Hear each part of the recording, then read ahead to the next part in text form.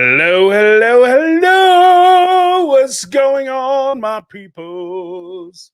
What's going on, folks? Hopefully, everybody is having an awesome Thursday. We're here for another Speak Pipe extravaganza. If you guys can hear me, you can see me. Go ahead and enter a 1 to let me know that you can hear me. You can see me. Otherwise, I'm sitting here talking to myself, looking crazy as hell. All right.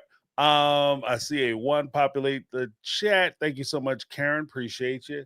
Hopefully everybody else can hear me and see me. Thank you so much, Wendy. Yeah, looks good. Looks good. So I think we're ready to roll, y'all. We are ready to roll, ready to rock and roll. Hopefully everybody's having an awesome Thursday. What's going on with YouTube? Oh, okay. Like, why are y'all always tripping on my stuff? Always acting crazy. All right, I see some ones up there. Let me go ahead and pop that in. I'm going to pop this chat out so I can see what you guys are saying. Amazeballs. All right. So here we go. We're here for another one. Yeah, we had some pretty good speak pipes this week. We got good per usual. Had some interesting commentary. What's that? Oh, hold on a second.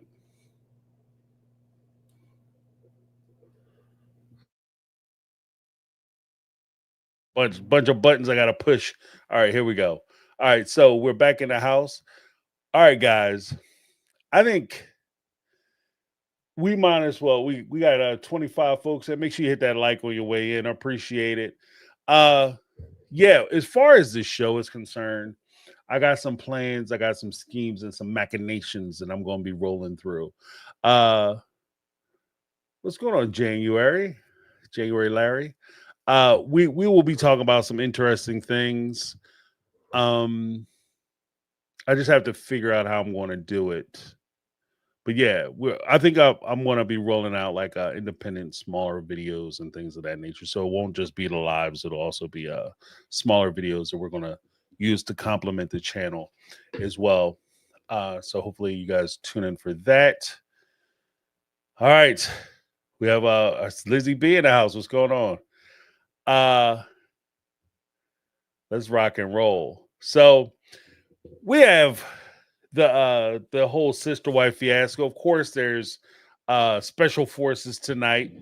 You know, Kody is on special forces, and he's doing his relative thing. So we'll be observing that. And let's be honest, special forces for the most part has done pretty much what I expected them to do. You know, despite the fact that we're familiar with Kody Brown, the truth of the matter is a lot of people are not familiar with Kody Brown. So he's not that's weird.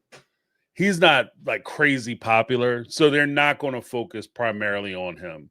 Like I think that he has a lot of the attention because of TLC and things of that nature, maybe the contract that they worked out to get him on the show.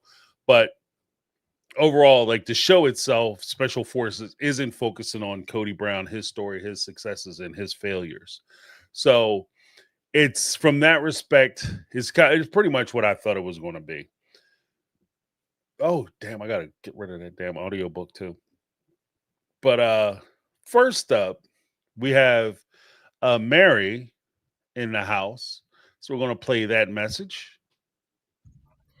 Hey, James, this is Mary. Hey, this is pretty early, and I'm going to try to have you unscramble my thoughts, but I just want to talk about the inappropriateness that Robin is allowing on her own body, that she is being an example for 3 daughters. So to get to be the favorite status, you allowed Kody to say anything, anytime he wanted, anywhere about anyone in the family, and now you have a 5-year-old or 6-year-old telling Christine to just date. I can't imagine what inappropriateness was being said from him. She allowed the anger outbursts. Also, Robin allowed the disrespect to her own body. Kody pawing her. She's trying to do anything she can to be that favorite wife. Kody's mad she can't sit on his lap during Christmas opening of presents. Like, what in holy hell is going on in that goddamn house? What is she allowing, and what did she do to get there? I just can't imagine, especially if this is what we're seeing on air, that Kody can't keep his hands off her while Mary is there. This is crazy. Also, it's just bad with the examples that they are setting for those girls of what Robin allowed to her body. I think that's a fair play. Before I get started, Ty, if you want to upload your SpeakPipe now, I'll go in and put it into the system, and we'll get it into tonight's show. All right. But with regard to what Mary was saying, I kind of feel the same way. Like, it's one thing that, the way you conduct yourself. Like, I'm not opposed to PDAs. I'm not one of those people like, you gotta only save that for the bedroom and the house. I think that if it's something that you naturally do, and the person that you're doing it to is fully in agreement, and they're cooperating with it, and it's invited, I think that's just merely another level that you can demonstrate to your kids, like a loving, caring relationship. I don't have an issue or problem with that.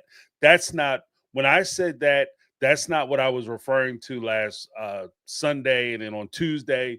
And I'm pretty sure that when Mary talks about it, that's not what she's saying. She's not saying that you got to be a prude and you can't ever hug and kiss your wife or your husband in front of the kids. That's not it at all. What I think she's saying, and what I was saying, to expound upon that point, is that if I am supercharged to hug, kiss, grip, hold, molest, whatever, my wife, and she doesn't want that activity, or she doesn't feel comfortable with the audience or the people who I'm trying to do it in front of, or the environment in which I'm trying to do it in, then it's not a positive experience. That's not something that you want to relate to your children, that they don't have autonomy and control of their body.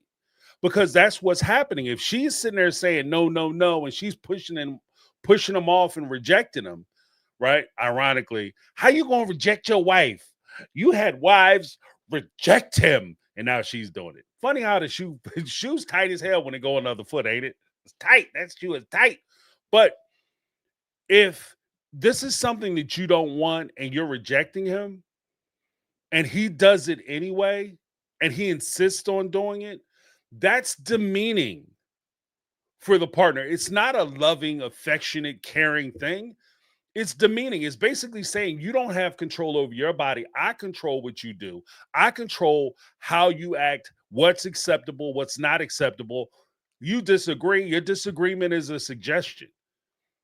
But I'm determined to show the world that this is how we get along, whether you want to or not. And I have an issue with that, because I think that sets a bad precedent. Just because you bear the nom de guerre of husband or wife or whatever the case may be, you have that name or that title, that doesn't entitle you to be able to treat the other person however you want to treat them. It's all by voluntary status. Like, they have to voluntarily, willingly go along with it in order for it to be acceptable.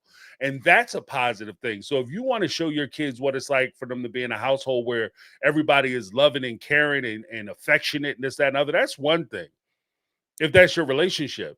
But it's another thing if you intend to show them that and your partner has a different position. They don't want to show them that because they're not feeling it. Then you're teaching your kids a completely different lesson. And I think I stand on that. And I think that when show the world, Wendy. But I think that there's also that part where Kody is trying to demonstrate to the world how close they are, how affectionate they are, how they can't keep their hands off each other because they're so in love. It's just ironic that Robin isn't with the shits. Like, she's not trying to show that. So I think that part is kind of funny. But next up, we got Mary again. Hey, James, let me clarify a little bit. Part two, this is Mary. I understand a little affection and flirtation and jokes and things like that, all very appropriate, all very fine in your house. A kiss here, a hug there, that's all 100% fine. That's showing what a loving relationship is. But I think if I can't stand Kody and Robin for 20 minutes on a screen and she's cringing at it also, and you also have Solomon pushing Kody out of the way for him to hug Robin, and Ari goes on the other side. This is almost like some defensive move on these two. And this is not the first time they've done this, in my opinion. So that is very, very telling of what was probably going on in this house. I'm not sure, but I don't know. It just looks like horrible examples of people in front of children, and very impressionable children at this point, especially if they don't have a whole bunch of other friends and households that they go to that they can see other examples. Well, James, help unscramble these thoughts. Thanks. All right, Mary, I got you, Mary. Well, because here's the thing, and this is where I thought you were going with it. Saul had better be careful, because I remember there was a movie with Robert Mitchum. I forget the name of it. It was like Lonely Stranger or something like that. And then it was this scene was actually redone in Spike Lee's movie. Shoot, I forgot the name of the movie. But it's basically love and the story of love and hate. The guy had, like, in the Robert Mitchum movie, he had love and hate tattooed on his hand. And the Spike Lee joint, Do the Right Thing, that's the name of the movie. He had love and hate on like rings, right? And the story of love and hate is when Kody had ran across his sons, Garrison and Gabe. It was because of their frustration that they spoke out against Robin. And Kody saw that as, these two sons are interfering with my love. And you saw his reaction from that. I'll punch him in the mouth. Oh, I'm going to take them down. I'm going to sweep their legs. All kinds of crazy stuff he had to say about them, right? That's the anger part, the hate part, the vitriol part. The love part. Saul sees his mom uncomfortable with Kody's approach and him constantly hitting on her. So Saul steps up between his father and his mother and says, she's mine, and trying to joke it off to dissuade Kody's behavior, right? And that's kind of how I saw it. Now, I could be wrong, but that's how I took it. Like, his mom didn't want to do this. She doesn't feel comfortable with it. Saul recognizes it. So this is his way of sticking up for his mom, right? That's going to create a problem between him and Kody. Let's keep it all the way above. That shit's going to create a problem between him and Kody, because you're getting between him, like you say, don't get between a dog and his bone. But, Kody sees his love and affection for Robin as absolute. He doesn't have a problem with it. He thinks he's doing the right thing. He thinks he has every right to treat her the way he's been treating her and do the things that he's been doing. He doesn't see it as, oh, Saul is just trying to protect his mom. This could create a real problem between Saul and Kody. This could create a real problem between those two, because Kody's going to look at it like, oh, he's trying to jump between me and my baby boo.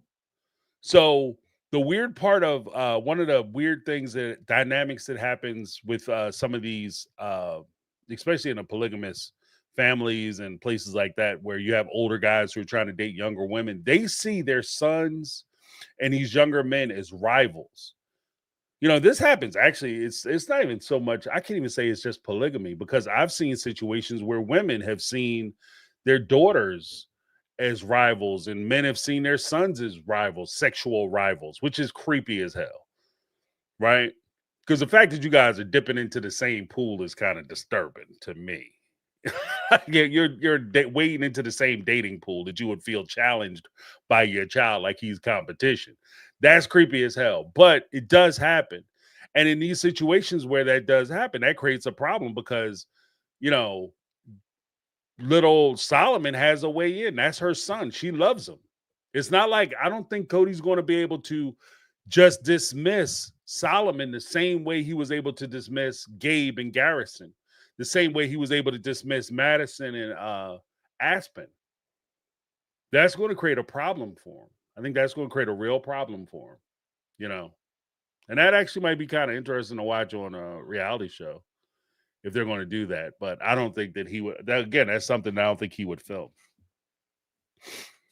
But again, it's weird to me, like, because I kind of saw that, like, wow, Solomon recognizes that Robin is really not comfortable. It's not even so much. I don't think that she's not comfortable in doing it. I just don't think she wants to do it with Kody, because she was comfortable hugging him and kissing him all throughout the show. Like, this isn't like she hasn't been prudential the whole time. Like, I'm not going to, don't touch me. Oh, please. Oh, leave me alone, please. No, you know, she hasn't been that person, right? In fact, she was saying that she thinks that she should be able to, you know, tongue Kody down in front of the wives. I don't understand why we can't just hook up in front of each other. We should be able to do that. That's not shy and quiet. She's shy and quiet because she not throwing it at Kody the way he wants her to throw. So his excuse is, oh, she's just shy. That's why she ain't trying to do this, because she's nervous. No, she ain't nervous. She just don't want to do it with you. And Cook and Solomon and Ari being in the house, they recognize that that's something that their mom is struggling with, and something that they recognize that she doesn't feel comfortable with. So they stepped in to try to protect her from embarrassment. And it's something to be said when a son steps in to protect his mother from his father. So there's that. Mary had another message. Let's listen to that.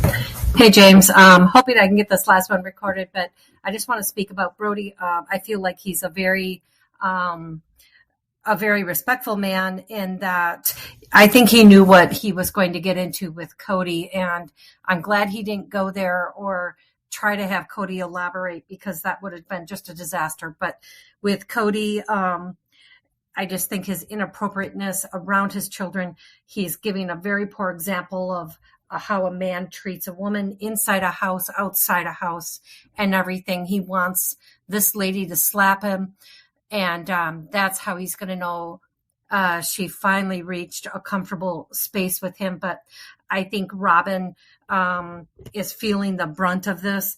But again, I think Kody was putty in her hands, and she sculpted him to the person he is today. She allowed him to say anything he wanted about anybody in the family.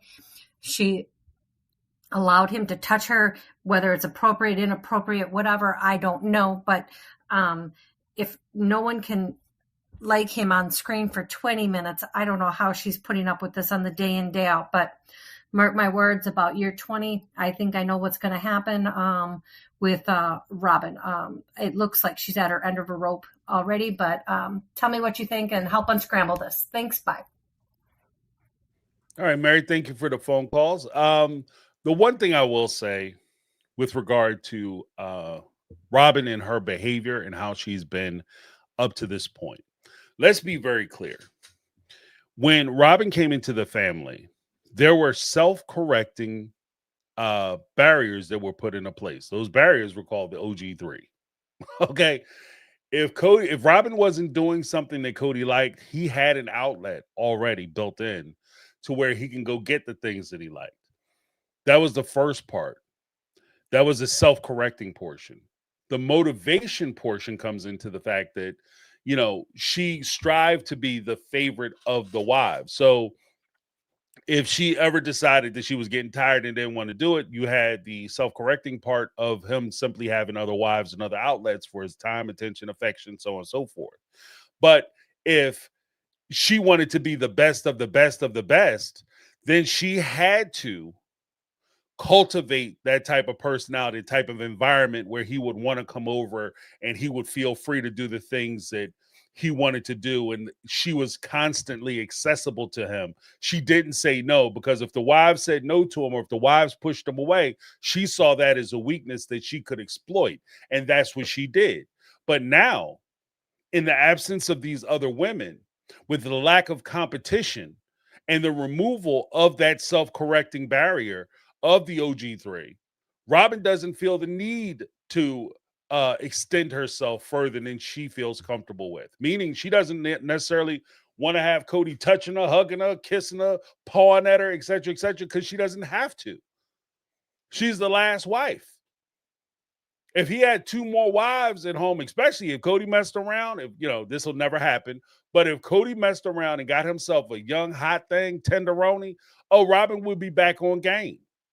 She would be back on game. She would be back at the point where she'd be touching him and hugging him. She'd be doing an Alanis Morissette song. You ought to know. Talk about the theater verse. She'd be doing all that stuff. She'd be taking him down on camera if she had to compete with that young, fine thing. You understand what I mean? The tight tenderoni. Like she'd be doing everything. Okay? But right now, she doesn't feel moved to it. She doesn't feel the need to. Part of the drive also isn't just the fact that she was so in love with Kody and she just loves good competition. It's the fact that she was coming up in a position where she grew up without money.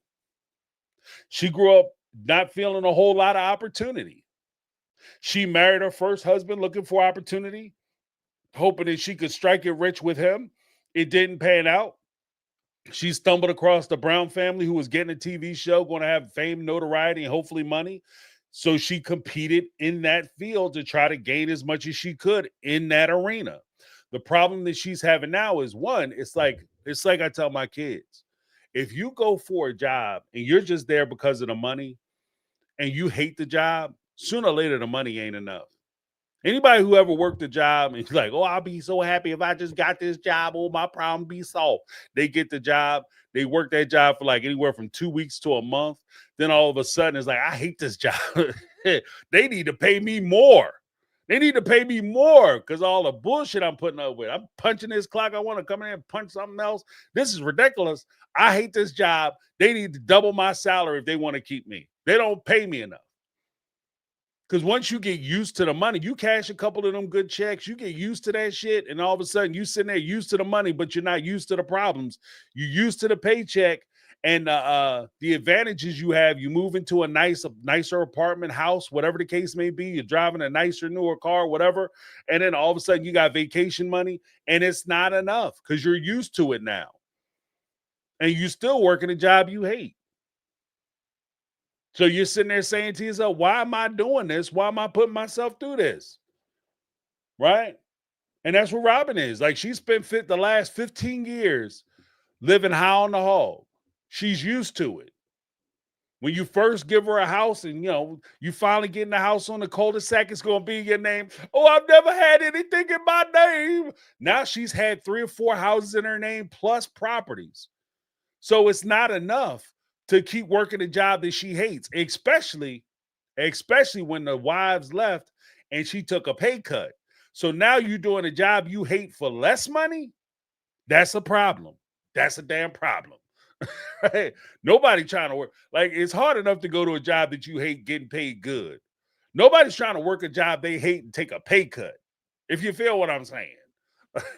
But next up, before we get into the next caller, we had some super chats come in. Let's check out these super chats. Meanwhile, we had some super chats back at the farm. We had Ty. She, instead of sending a SpeakPipe, she went ahead and sent a super chat. Thank you so much, Ty. I appreciate you. I just wanted to expand on something I think you may have mentioned. TLC focusing on transitioning to the kids. Do you think many stopped filming because Kody was greedy and didn't want to pay them? Here's what I think. I think it's twofold. One, I think that has a big part of it, because if you're not listed as a main character on a reality show, you certainly don't get paid what the cast gets paid, if you get paid at all. I'm going to say that one more again. You don't get paid what the cast gets paid, if you get paid at all. So there's a possibility, like best friend Jen, she might be doing this show for free, for exposure. That's what they always say in show business. If you have a friend that's going to do comedy, acting, whatever, that's what they always say. Wrestling. I knew guys who did professional wrestling. They always say that shit. We can't pay you but we could give you exposure and experience, which is I'm not gonna pay you at all. And what good is the exposure if you don't have enough money to pay me, then it's a good possibility nobody's ever gonna see this project. So what exposure am I looking for? Right? If anything, it might be a resume builder, but exposure that is not a thing. Right? We're gonna expose you to stuff. The only exposure you're gonna get is when you get up there and you trying to pay your bills and you ass out. That's the only exposure you're gonna get. But that's the one part of it. So I don't think the kids were getting paid. They were basically helping their parents out. The other part of it is this. When you go on reality shows, so much of your life is filmed, so much of your life is up for debate and discussion.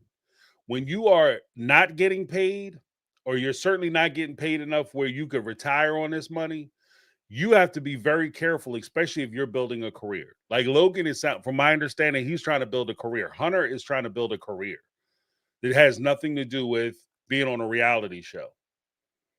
So for them to go on a reality show, even for their parents, it could potentially cost them things. Like people lose their jobs over social media. Like they get on Facebook, say the wrong thing and lose their jobs, or present themselves poorly and lose their life and lifestyles. So would I go on a reality show, especially not getting paid? Hell to the no. Would I go into a reality show that was dying and was most likely be canceled within the next 1 or 2 seasons and bare my soul and give in order for there to be a conflict or something of value to discuss, I have to give them something that's worthy of discussion, which usually is something bad, really, really bad. And that will impact your ability to stay employed. So I don't think, like for the kids, I don't know if it's really worth it. Not to mention the emotional trauma that you would have to endure being a part of these arguments and discussions by your parents, the potential that, especially with Kody, he don't take it on the chin. Like you guys have an argument or discussion and he just, oh, you don't like what I said? Okay, well, I'll try to learn from it, or let me give you my perspective and expound upon the idea that I presented that you may disagree with. Let's do that. Let's have that bigger discussion. Not Kody. He gets pissed. And so you're recognizing that if you guys do have any challenging scenes, it could disrupt your family. And you know what I mean? Like your home life could be a damn mess for potentially no money. But I do think that if Kody was so inclined, he potentially could negotiate for the kids, but it would require, in most cases, I don't see it. Well, I won't say in most cases. In this world, I don't see a universe where Kody wouldn't have to take a pay cut in order to pay his kids to be added to the payroll. And I don't think he's willing to do it. So I think that there's a lot of that sprinkled in there. But thank you so much, Ty. I appreciate you. Good hearing from you. Good to see you. Let me give you a little something, something, Ty. First super chat of the evening. What?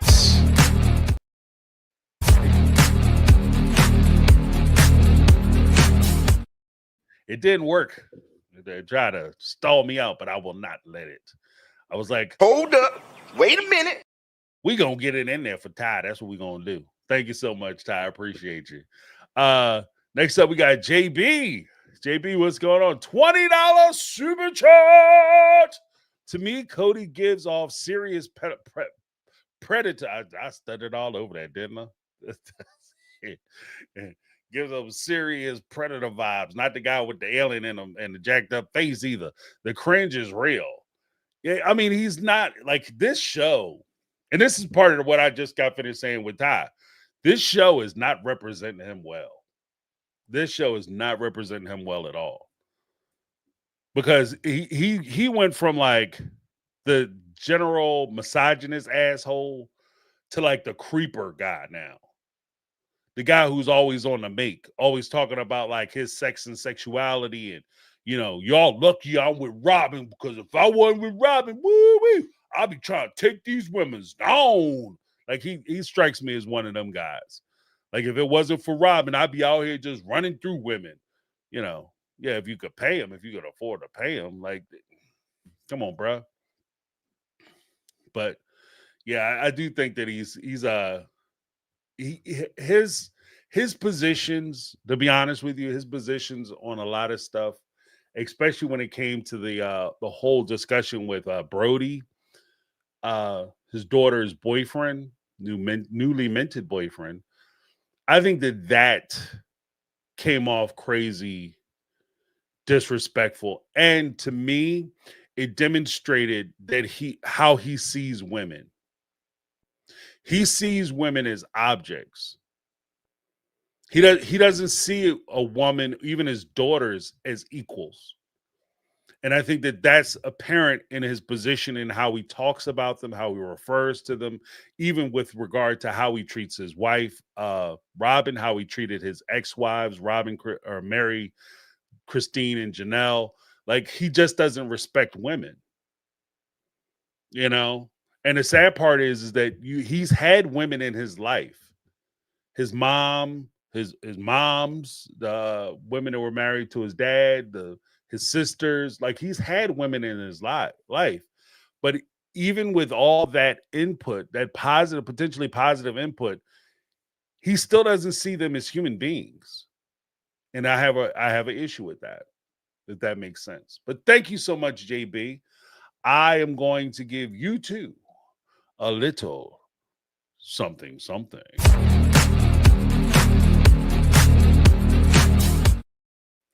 See, that worked. Awesomeness. Thank you, Jan.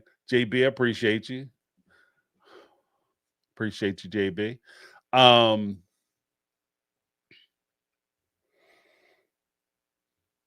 Yeah, but we'll go to let's go to another speak pipe.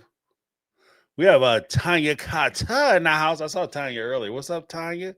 Caught alive, awesomeness. Tanya in the house. Let's go. Hey, James. A couple things. What is Kody talking about? You would be amiss if you didn't protect her from yourself. How do you protect somebody from yourself? If you know that you're going to be a danger to somebody, for whatever reason, I can't even think, then you just don't go around that person. You don't bring them into your life. What the hell is he talking about? How do you answer that? Secondly, Saul better watch his back. Saul jumping in there after Kody is already struggling. He is on the struggle bus with Aurora's new relationship, and I'll probably have to do a part 2 on that one. But Saul jumping in there when he's being like, I want to spend the day with my special lady, and then Saul jumping in there and be like, she's my special lady, I'm her special guy. Whoa, buddy. Have you not seen how he treated your older brothers? And they didn't even try and jump in between him and their mothers verbally. Saul gonna get kicked out. And what is he, 14? He might get kicked out before 18. He keeps acting like that. He's stepping on them toes. Saul is stepping on them toes. He's getting interfering. Saw you up in my way, player. Step aside, playboy. Here's the thing. Like, when it comes to Saul, like, I've spoke on that already. Like, I think that Saul, you know, it's commendable that he steps up when he saw his mom was uncomfortable and he stepped in to step in front. Like, there's a point where you can look at that and say, well, he's just being a contrarian. Like, he's just going against his dad because that's what they do. But I thought it was a little, like, I just got the feeling that it was a little deeper, especially on the tail end of Robin consistently saying that she doesn't like it and she doesn't want this to happen on camera. And he keeps doing it anyway. Like, he's forcing the issue. Wait, hold on one second. Hey, James. A couple things. What is Kody talking about? You would be amiss. Yeah, the whole amiss thing, like, where you basically say that you have to protect her from you. If I feel like I'm a threat to somebody, then I don't hang out with that person. Tanya said exactly what I was thinking when I heard him say that. Like, if I thought I was a danger to somebody, I wouldn't make myself available to that person. That's me protecting you from me. If I thought that I was dangerous. Like, Kody is, and again, this goes back to that whole, like, controlling sexuality and, you know, him disrespecting women. And I'll get into that in a little bit. But yeah, that was crazy as hell to me. Like, you have to protect her from you too, because, you know, you be trying to do stuff. Like, everybody's trying to do stuff. Stop putting it on these boys. Let's stop putting it on these boys, because obviously maybe Kody don't understand. Even though he has daughters, he doesn't understand women. Let me tell you something. Women have sex drives too. They have desires too. They have wants too. Like in some cases, in some societies, in some cultures, you shame them into thinking that they can't have these desires. These desires and things are unnatural, but they are completely natural. And it's just as strong in the women as it is with the boys. Right? But women want it just as bad. Like, you can't tell me. Well, I mean, I don't know, Kody. Maybe you don't have this experience. Hey, maybe you don't have this experience. In my experience, women want it just as bad. If in some cases, sometimes you be like, all right, take it easy. Slow down. Damn. Give a brother a break. Let me get a sandwich, some orange juice or something. Calm down. Come on now.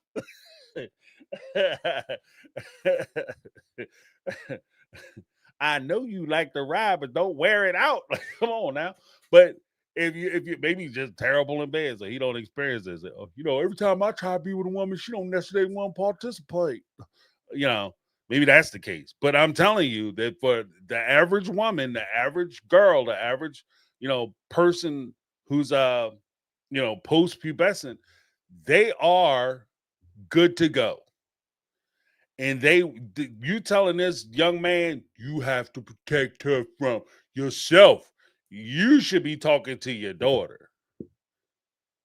You should be talking to your daughter, because she might be in there Brody might be the one saying, look, come on now.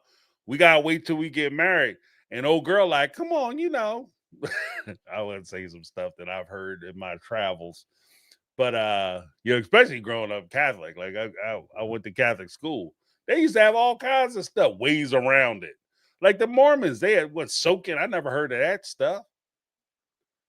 Like these boys aren't talking these girls into it. In some of these cultures that are a little more repressive, you might have the experience where it seems like the boys are always talking the girls into it. But they not talking. It ain't much conversation is happening. All that's happening is they're looking for a way to pardon doing the thing that they want to do anyway. They want to do it too, but they don't want to be the one to suggest it. And they want to pretend like they're not okay with it. Oh, no, well, maybe okay, just a little bit. You promise just a little bit. Just okay, a little bit. But they with the shits too. So, I mean, I don't necessarily like that part of it. Like, you have to be open to the reality that, she has urges and desires too. She has wants and needs too. And again, because I think just Kody's worldview of how he sees women, I don't think that he respects women enough to even consider respecting their sexuality. And you see that in a lot of different places. I won't get into now, but not just with Kody, but across the board, especially in the manosphere. You see that a lot, where they just don't respect women in general, and they certainly don't respect their sexuality. But let's go to Tanya Part 2, or Tanya Part 2. Speak a little. My second thought is Actual French. Kody is struggling with Aurora's relationship with this new kid, not because, he's worried about his daughter being protected. Kody is jealous of the newness of the relationship, of the newness and the giddiness and all the butterflies and the flutters. He loves that fucking feeling. That's why when he got with Robin, he's like, I'm crying because I can't say. He loves that feeling. And now that his relationship with Robin is old and dry and crusty, like it was, like his relationship with the OG3 was when Robin came in, he is like pining for that newness and that like giddiness again, and he's trying to get that back with Robin, and she's just like, get the fuck off of me. Like, she's not about it anymore. Like, he's old, he looks disgusting, his breath looks like it smells. She don't want nothing to do with him. And he doesn't know what to do with himself, like, because he's looking at Aurora with this new giddy relationship and this newness and this freshness, and he wants that so bad, because he's a child and he likes to live in moments that have passed. I mean, grow the fuck up. Grow up. Like, you need to recognize the good times when you're in them. You know what? And I will add to that because I think Tanya makes a very good point. It's something I had not considered. The Kody's adoration and desire for this newness. That's part of immaturity. Let me say that one more again. Can I say it one more again? It felt good when I say it. I just want to say it one more time. That shit is immaturity.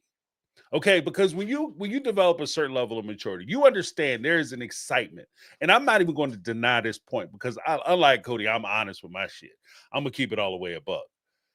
I would be remiss to sit here and say that there's not a hint of excitement the first time you're with somebody. The first time you meet somebody, you guys hit it off and you guys are getting along real good. There's an excitement there. There's a wow, this is incredible. And it's that new feeling. It's awesome, right? The first time you guys decided you're going to take the relationship to the next step and you decided you're going to be in the boudoir. The first time that, the first intimate kiss, the first intimate, first time you see their true natural form. You know what I'm saying, right? And you see that thing working, woo! Then you going crazy. That new feeling, there's nothing like it, right? The first time you walking towards the bedroom, whatever, there's nothing like that. That's one experience, though. And if you have a certain level of maturity and appreciation and a pinch of wisdom, you understand that in that first early stage of relationships, that might be exciting, but through the development, the closeness, and the ongoing learning about one another, growing with one another, that type of intimacy might not have that new car smell, but that's where you find fulfillment. That's where you have a deeper appreciation for your partner and a deeper understanding of your relationship and that love that goes with that partner. This is part of the reason, and we're going to tie it into something else. This is part of the reason why when you first break up from a long-term relationship, why it's so difficult for you to get back into another relationship. Because when you've already been there and you've had somebody, you've cultivated that closeness with that other person, it's very difficult for you to say, okay, well, I'm gonna stop doing that and now I'm gonna start all over with this new person. I trained this person to love me the way I want to be loved. They do everything the way I want to do it, and then they know how to curl my toes up, just like doing the stuff that we've already talked about. I don't even have to say it now. Now you got to start all over with somebody else. And it's daunting. And that's why that's part of the reason why I think so many people who have been in long-term relationships, been in marriages, and those marriages end either through death or divorce or whatever the case may be. And when those relationships dissolve, the person's like, I'm good. I don't, I'm all right. Janelle, I'm okay, fine. I don't want to have to get to know somebody else. I don't want to have to spend that time because the newness of the relationship just isn't enough for me to pursue something. You understand what I mean? And I think that that's part of it. But the fact that you don't have the maturity and wisdom to understand it and appreciate that look, bro, you burned down your entire family for this woman. And you still want new? You burned down your entire family for this woman, destroyed all kinds of relationships for her. And you're not fulfilled unless you gripping and grabbing her. and even speaking to that, Tiger said he got the yuck mouth. I ain't gonna comment on that. Yeah, he looked like he got the yuck mouth, that hot ass breath. Just saying H words. Hey, how you doing? How's everything going? Just breathing heavy in your face, making your eyebrows singe. Maybe that's why Robin ain't got no eyebrows on her face, right? She got to paint eyebrows on because he burnt them off with his breath, right? Maybe that's the case. But then at the same time, part of the reason why she might not be as open to you having this open displays of affection is because you stop growing in the relationship. She doesn't feel as connected to you.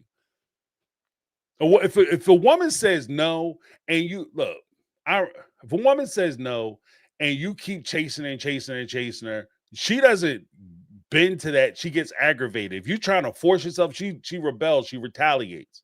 Right. I remember when I was a young man, they used to have this place in my city. Right, young folks used to go and you try to talk to girls and stuff, and that's where I would go try to pick up women because I went to an all boys high school, so was my only real outlet. And I'll never forget, there was one time I was down there, one of the last times I went to this location, and they had a young lady, very attractive, and she was coming down the street, and there was a lot of guys out this particular evening, and the guys, instead of like trying to talk to her, hello, blah, blah, blah, blah, whatever, trying to get her attention that way, they would reach out and they would grab her, right? They would grab her arm, grab her, right? Hey, sweetie, hey, honey, baby, hey, Tina, hey, Slimmy, whatever, right? And they would grab her when they would say it. And after a while, right, I saw her coming down and I observed this because I was thinking about talking to her. I wasn't going to grab her. I was, hey, how are you? Hello. Hey, I was thinking about talking. That's how I was able to key in. But obviously, I decided not against it, but by seeing all these guys grabbing her. And by the time she maybe got 50 feet, these dudes gripping and grabbing her the whole night.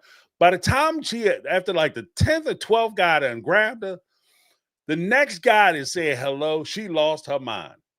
Leave me the fuck alone. I'm tired of this. Why don't y'all just leave me alone? Right? And that's where I think Robin is. Like, if she's saying that she doesn't want this to happen, you continually doing it is not making it better. It's only making her more and more aggravated, right? Because she's already told you, stop gripping me and grabbing me, especially in front of the kids or in front of the cameras. I don't want to play this game. If we're going to have affection, let's have affection between us, because affection and intimacy should be something that you do because it makes you feel good, not because you're trying to show off for your buddies, your friends, or for an audience. And as much as I might talk shit about Robin, I respect the fact that she has every right to say, look, I don't want to be touched. I don't want to be grabbed. I don't want to do this on camera. I respect that. Unfortunately for her, her husband doesn't. And the ironic part is, going back to something else Tanya said, you have to protect her from yourself. Kody, you have to start protecting Robin from you. You have to start protecting Robin from you. Instead of you fighting the wives and fighting their kids, you have to start fighting with yourself, your misogyny. You have to start fighting with your desire to objectify her and turn her into a sexual object that you can control, manipulate, and you have discernment over. That's where I think that when, sometimes every accusation is a confession. In this case, where Kody is telling this young man, you have to protect yourself. No, sir, you have to protect your wife from you, because you're the one SAing her, assaulting her every time she turns around and try to walk by you, bruh. But we have another message from Tanya. Let's check it out. And my third and final point, Mary. Mary sitting on there this week talking about Christine should have given her and Janelle her portion and not given it to Kody. First of all, bitch, you knew what it was years ago when Kody showed you what was going on. You knew what it was, okay? And Christine was just trying to get out of there. She was just trying to get the money from her house and get out of there. She knew it was going to be a battle and a fight over Coyote Pass. She said it when Mary and Janelle had been going through this fight with Kody. She said it. That's why I just gave it to him, because I knew that that would be a fight. That land would be a fight. She has said it in the past couple seasons. Secondly, let's pretend that she did go to bat with Kody over that for Janelle and Mary. I don't think Janelle cared, because Janelle had a lot of the portion of the land anyway. Mary, I can tell you right now, Kody would have flipped his shit, probably called a family meeting, been like, I can't believe Christine is doing this to me, and is this what you guys want? Are y'all encouraging this? Mary would have flipped in a second and been like, no, Kody, I'm fine with what I have. I don't know why that bitch Christine is trying to get you riled up. And then she would have flipped the script. She would have tucked her tail and done whatever Kody wanted with his ranting and raving over her trying to give them the land. So I don't even know why Mary's acting like she would have stood by Christine on that. She would have not stood 10 toes down. She would have tucked her tail. Oh no, she would have tucked her tail and ran off. That first off, bravo to Tanya for that, because that is the truth. That is right there. That's the damn truth. I hadn't considered that before, but that's spot on. That's spot damn on. Because I said that before. I said, if Christine was really trying to help these wives out, she should have put that shit into the family name. It's family land, family money, bought it, put it into the family's name. That's who supposedly gave you the loan. So you give it back to the family for giving you that loan, right? But then one of our esteemed colleagues called in on Sunday. I think it was Sharon. Had shared that she went in and looked at the deeds on Kody Pass, and it was under joint tenancy.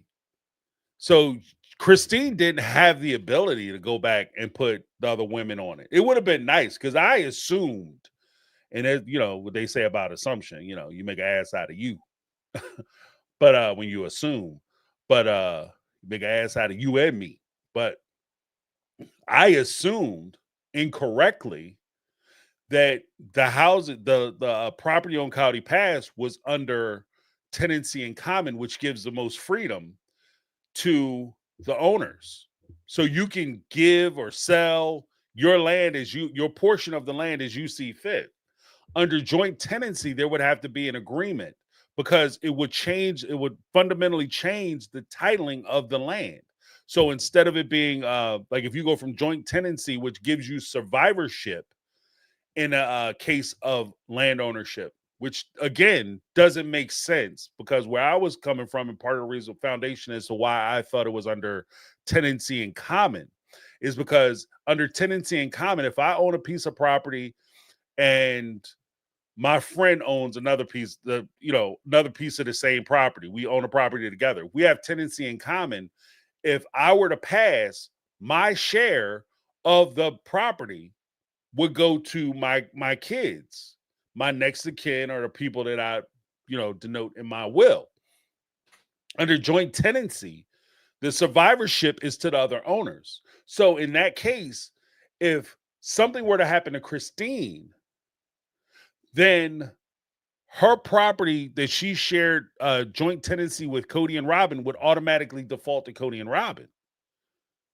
Ironically enough, if something were to happen to Kody and Robin, all their property, or at least that section of that parcel, would go to Christine. Right? And in order for you to change that, they would have to agree because it would be a fundamental change. It wouldn't go from joint tenancy to joint tenancy. It would go from joint tenancy to tenancy in common. And Kody wasn't trying to give them that kind of power and authority over that land. You can sell your shares if you can find somebody to buy it under a joint tenancy in common, but joint tenancy is a lot more difficult, a lot more hoops to jump through. Well, technically you could sell it, but it's a lot more difficult. But with all that being said, something that Tanya really hit the nail on the head with is Mary. If Christine would have took it upon herself and took that fight on, because that would have been her throwing the gauntlet down. That would have been basically her saying, F you, Kody, I'm going to do what I want to do because I'm taking my property, my equity from my home, which she had every right to do.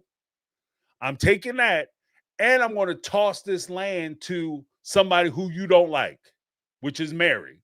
And I'm going to increase the stake or ownership of Janelle by giving her additional land. Because currently, Janelle, the order of ownership as it was prescribed out in the original deeds that Kody filled out, it was Kody obviously had 100% interest in all the property. Then it was Robin coming a close second. And technically, Robin would have 100% because of her relationship with Kody. But then, just as far as the deeds are concerned, it was Kody, Robin, then Janelle, then Christine, then Mary. If Christine would have gave her share to Janelle and Mary, Janelle's portion of Kody Pass would have rivaled Robin's portion of Kody Pass. And you know that shit can't happen. Kody not playing that. And if she would have did that, Kody would have lost his damn mind. And she would have been fighting, cussing, and arguing with Kody. There was a possibility he might have fought her with because she didn't have to worry about the equity in her house, but she did have to worry about him letting her leave Arizona with Truly. Because if he would have took her to court, I know everybody was like, oh, but Kody wasn't trying to go to court. If Kody would have said, okay, well, fine, you want to do this with Kody Pass? I'm doing this with Truly. You're not going to Utah. And if you go to Utah, you're going without my daughter. And he would have been able to hold her. I think by most calculations, he would have been able to hold her Truly hostage in Arizona. He'd have been able to hold Christine hostage in Arizona. And they would have had to fight their way out. Oh, but he wasn't really stopping by to see him. But she knew who her dad was, and he wouldn't have any opportunity to see him. And it would have been a slap down, drag out court battle. And the people who would have got rich are the attorneys. The attorneys would have made out like fat cats, because this wouldn't have been this isn't a one day, oh, just look at the tapes of Sister Wives. This would have been an actual court battle. Well, I decide I want to see her now. And if she moves to Utah, I won't be able to see her. It's not convenient. And there have been courts that have given in to the non-custodial parent and stopped the custodial parent from moving away. And so Christine was already kind of, flighting out, trying to fly under the radar as far as Kody was concerned, because she was leaving with her money and with Truly, and she was going to a place that he didn't want her to go, and potentially going to sue him for child support, which she wound up doing anyway. And in order for her to do that, she would have had to lay on the coals for Mary. And like Tanya pointed out very, very well, like she pointed out, there's no guarantee that as soon as Kody come in there hooping and hollering and screaming, you ain't gonna believe what this chick done did. She done tried to take this and she gonna give the land up. Mary, did you know about this? Oh no, Kody, I didn't know nothing about that. I didn't know nothing about that. And the crazier part about that, is if he pushed her enough, I fully believe Mary would have signed that property over to Kody's ass any damn way. How about that?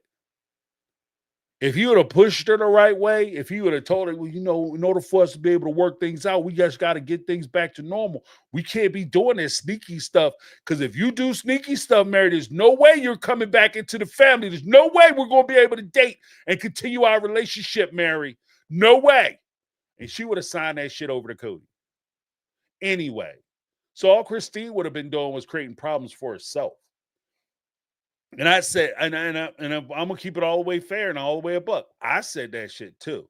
I said it too. Like, she could have signed that shit over to Mary just to keep it fair and even, because I'm bitter and petty. I'd have been like, I'm signing it over to the other two women, because I know this is gonna burn your ass up. But Christine, she had to look out for herself. Because again, this is something I was talking about on Sunday, and I think again on Tuesday. But in this family, that was the family culture. Everybody looked out for themselves. Everybody fought for their share and their stake. The only real big difference was Robin was better at it than the other three wives. But if you go back and read the Becoming Sister Wives, they talked about that all the time. How they would fight and argue amongst each other, be jealous of each other, well before Robin got into the family. It was just they were playing more on an even field. When Robin came into the family, she was the star pick. So everything she wanted, she got. That's the only difference. It's not that the other women didn't want to have these things and didn't want to have favor with Kody. It's just that they didn't have favor with Kody. So, I mean, Christine, she had to do what she had to do. I'm not, it is what it is. I'm not even going to say I'm mad at her or anything else. It is what it is. But thank you so much, Tanya. Next up, we have Charlotte in the house. Hey, James. This is Jane in Charlotte, North Carolina. Since I live in North Carolina, I know that even if your child is over 18, you can sue for back 10 years back child support. So even Savannah herself could sue for 10 years back child support. So if Janelle really wants to take him to cleaners, why do you think she hasn't done this? Thanks. That's a good question. That's a good question. Actually, I just wanted to clarify some things before we got on live to make sure I was giving out the right information. In a perfect world, Christine or all the wives will be able to sue for back child support, so they can get something back as far as their participation in the family.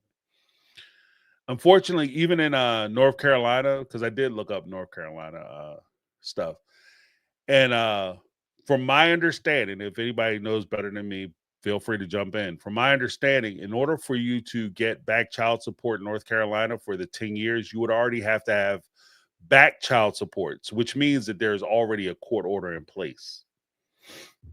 Now, in North Carolina, once you reach the age of majority, which is 18, or you don't graduate high school, say for whatever reason you don't graduate high school at 18, but you're still in high school up to 20, you have the right to go back and file for child support and get back child support.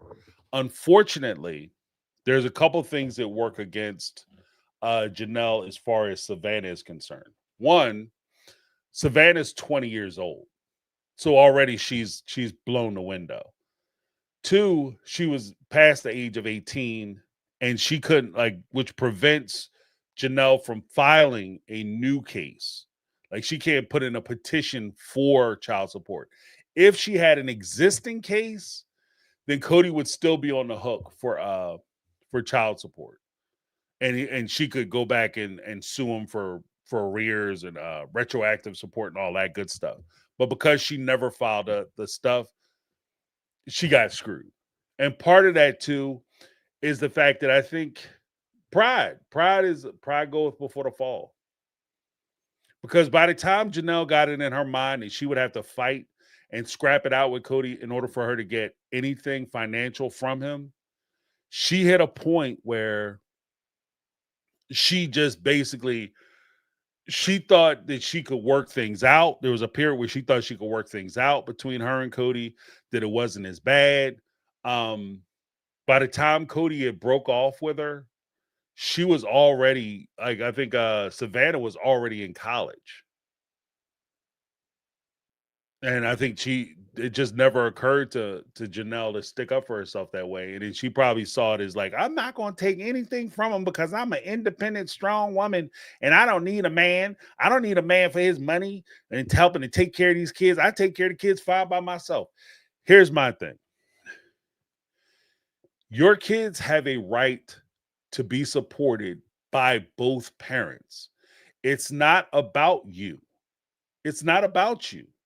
They have a right to be supported by both parents. If you have enough money or enough resources where you can take care of your kids and you don't need money from the non-custodial parent because you got it, cool. Get the money, open a bank account, and put that money in their name. You can set it up as a trust. Get them to 21, 18 years old. They graduate high school. They might need a little tuition money to go to college, continue their education. 21, they don't go to college. Give it to them at 21, 25, where they might have a family or they might be starting their life and they need some seed money to start their own business or get things set for themselves. Maybe put a down payment on a house or an apartment or something to help to accelerate their lives, make their lives easier. Give them a leg up.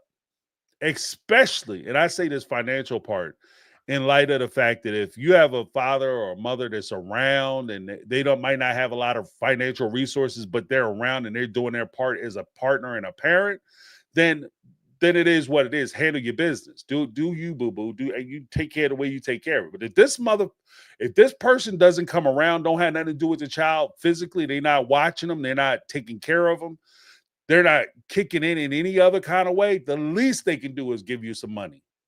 The least they can do is financially support that child. The very least, bare minimum they can do. And that's where I'm at.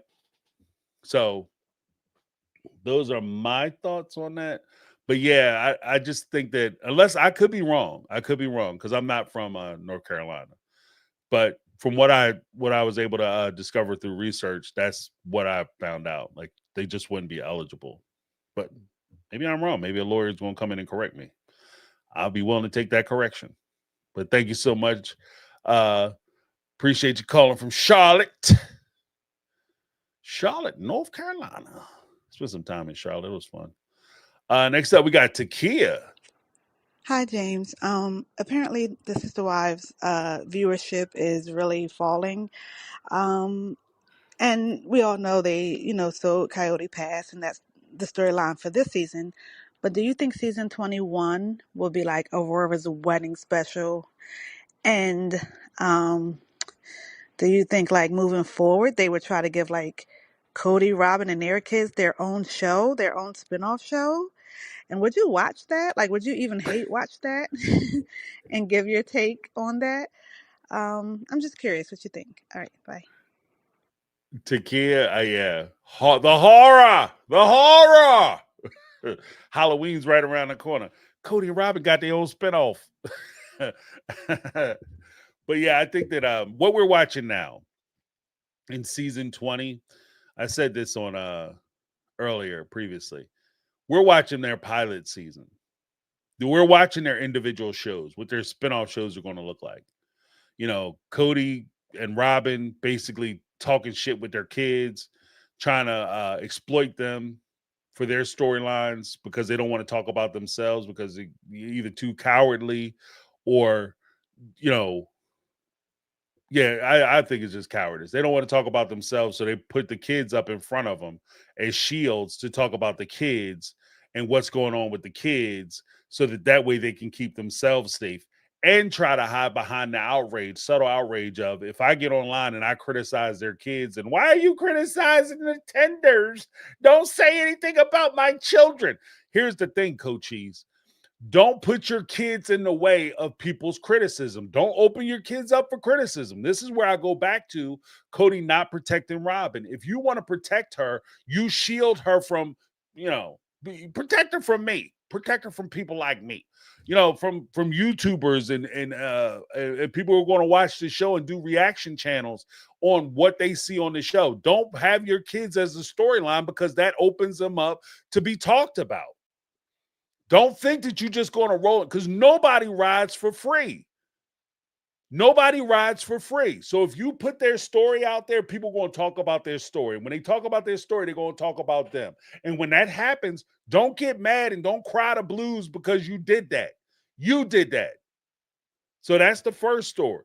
Then you have Christine and David. They're going to run their love story out and try to, show the excitement of their relationship and maybe have crossovers with Janelle, which will be a separate show where she's dealing with Maddie McKelty, Caleb, Peyton, and all the Brown kids because, Janelle, out of all of them, between Janelle and Mary, they're not very forthcoming with a storyline. Janelle is a little more open than Mary, but for the most part, they might need some assists with the storylines and stuff. Then, of course, you have Mary. It'll be her and best friend Jen. That's their show. So we're watching the spinoffs. We're watching what the show will be like. And the fact that the show is declining in ratings now, even as they're doing the pilots, what I'm considering the soft pilot season for these spinoff shows, they're in trouble. I'm going to be very clear about that. They're in trouble. Now, the question is, I hate watch Robin and Kody. I don't never say never. But right now, I'm struggling to get through Sister Wives. So, would I hate watch their show? Oh, I don't know. We'll see. We'll see. But thank you so much, Takia. Next up, we have,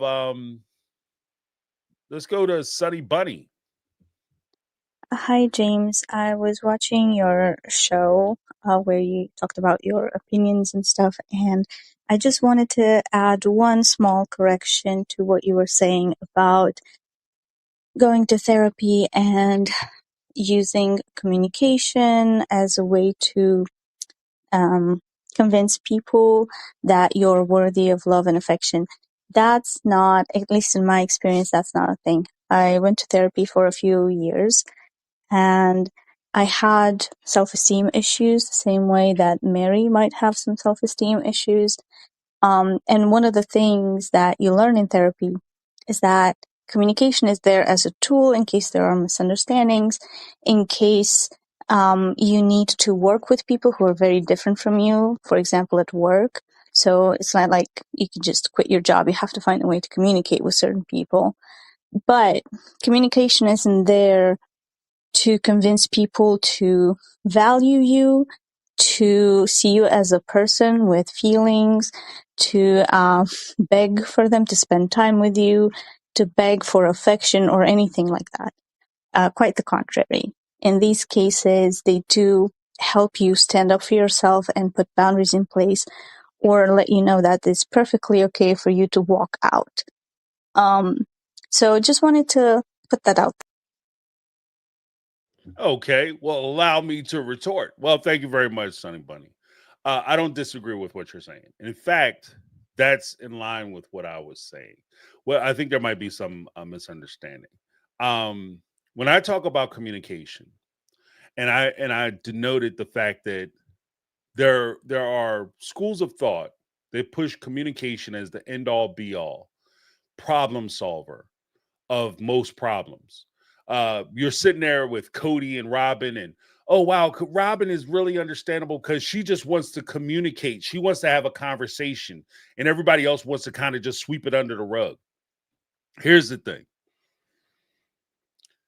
all the communication in the world doesn't mean anything if the person you're communicating with doesn't give a shit about you. That's what I was saying with regard to Mary. She can go there and tell Kody all day long how until she's blue in the face, till the sun goes down and the cows come home, how much she loves him, how much he's misunderstood, and how she has these boundaries and these borders, and how she wants to try to work the relationship out and why the relationship is important to her, run the whole thing about her whole rainbow of feelings. At the end of the day, Kody doesn't care. So it doesn't matter what she says. And you're not going to be able to express to him or explain to him why you're valuable to him. In that sense, communication fails. It's not even a failure, it's a non-starter because he doesn't care enough to listen to you. So there isn't any communication because communication should be is a tool or method used to try to reach some level of understanding of the other person. And if he has no desire to understand where you're coming from, what you're going through, or what you're talking about, then you're wasting your time. And I think that's where I was going with that whole thing. Maybe it got lost in the storm. Maybe I wasn't communicating well. But the whole thing is that with self-esteem, that's esteem of yourself. That's something that you have to work out for you. As far as boundaries, you can express to somebody what your boundaries are, but that doesn't mean anything. Telling me what your boundaries are doesn't mean shit. It's you enforce your boundaries. You're the one who controls what comes in and what goes out of your life. You could tell me, you could express to me, like, I don't feel comfortable with X, Y, and Z. But that's just merely a warning or note for me. Your boundaries that you set are for you. The boundaries that you set are for you. So if, like, for instance, if Robin says, look, I don't want to be kissing and hugging on TV, or when the camera people are here, I don't want to be kissing and hugging for the so I can be criticized by the people on TV. And that's my boundary. And Kody says, okay, noted. That's what you said. But I'm gonna go ahead and try to slip you this tongue anyway. Then Robin's position should be either you're going to tolerate it or you won't. That's your boundary. Either you're going to deal with it or you're not. Either you're going to put up with it or you won't. And that's where she has to come to play with it. And that's kind of where my position was as far as that was concerned.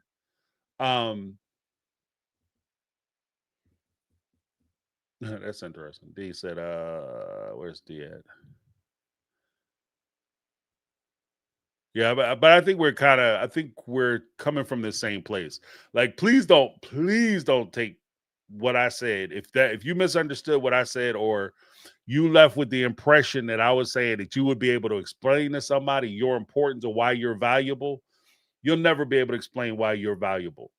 Like listening to these ladies, they could sit there and go chapter and verse of how they supported Kody, how they built Kody up, what he was like when they first started dating him, how they've changed him, how they've improved him, what they've done for him, the things they sacrificed for him, the things they've given up, the amount of love that they had for him. And that doesn't mean anything, because at the end of the day, he only wants to hear that from Robin. So they're never going to be able to express or explain or communicate enough to them to be able to justify their own existence, not to him. So I think that that's the point.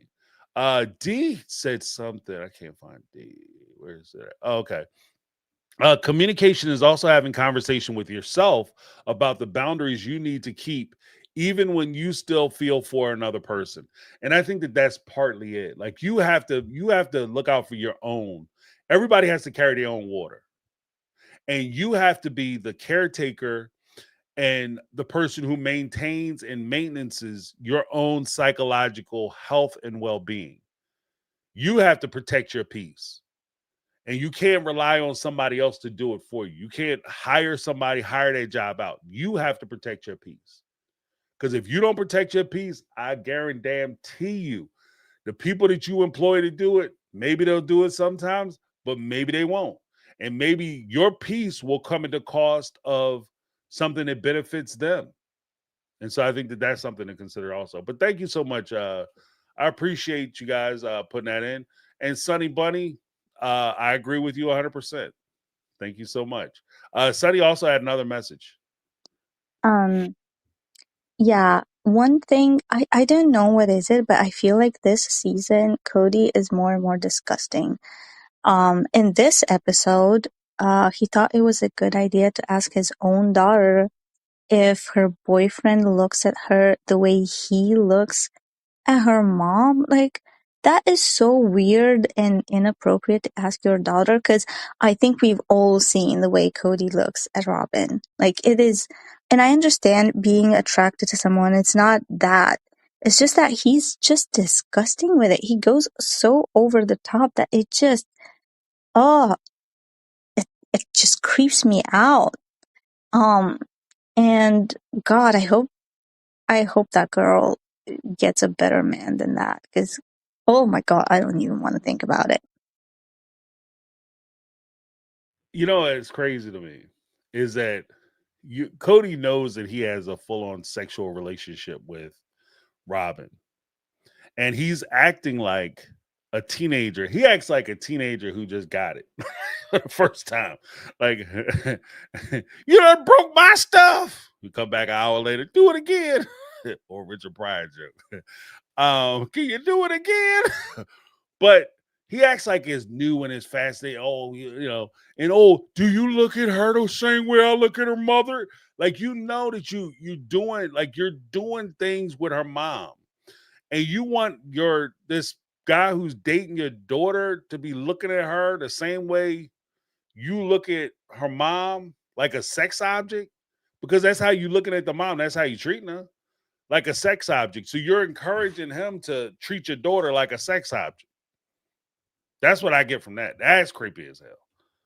And then the fact that, what I don't want, like, my daughter brings home a guy.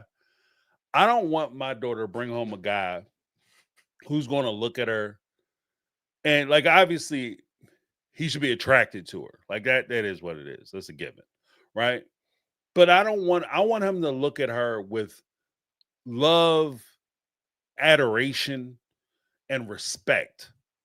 I don't want a man that's going to look at my daughter like, I tear that ass up. Like, I don't want, like, that's not what I'm not going to be excited about that. In fact, in most cases, most people I know, men and women, fathers and mothers, if a young man came over to their house and was eyeballing their daughter like the last piece of bacon, right?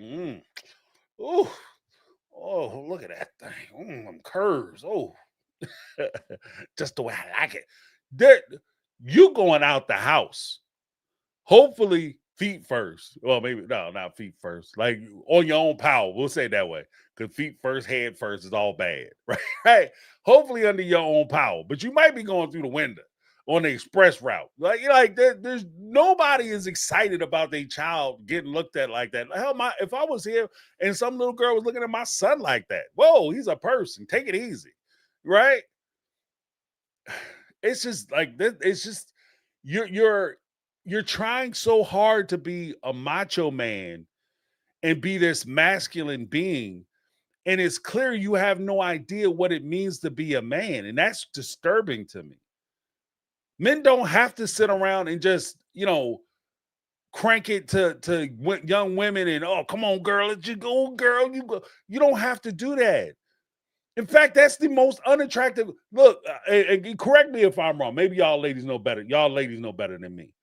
But in my experience, my personal experience, right? And from what I've seen and in my travels, one of the most unattractive things you can do as a man is sit there and be preoccupied with sex, sit there and look like you thirsty as hell, you ain't never had it, and you just waiting and begging to get it.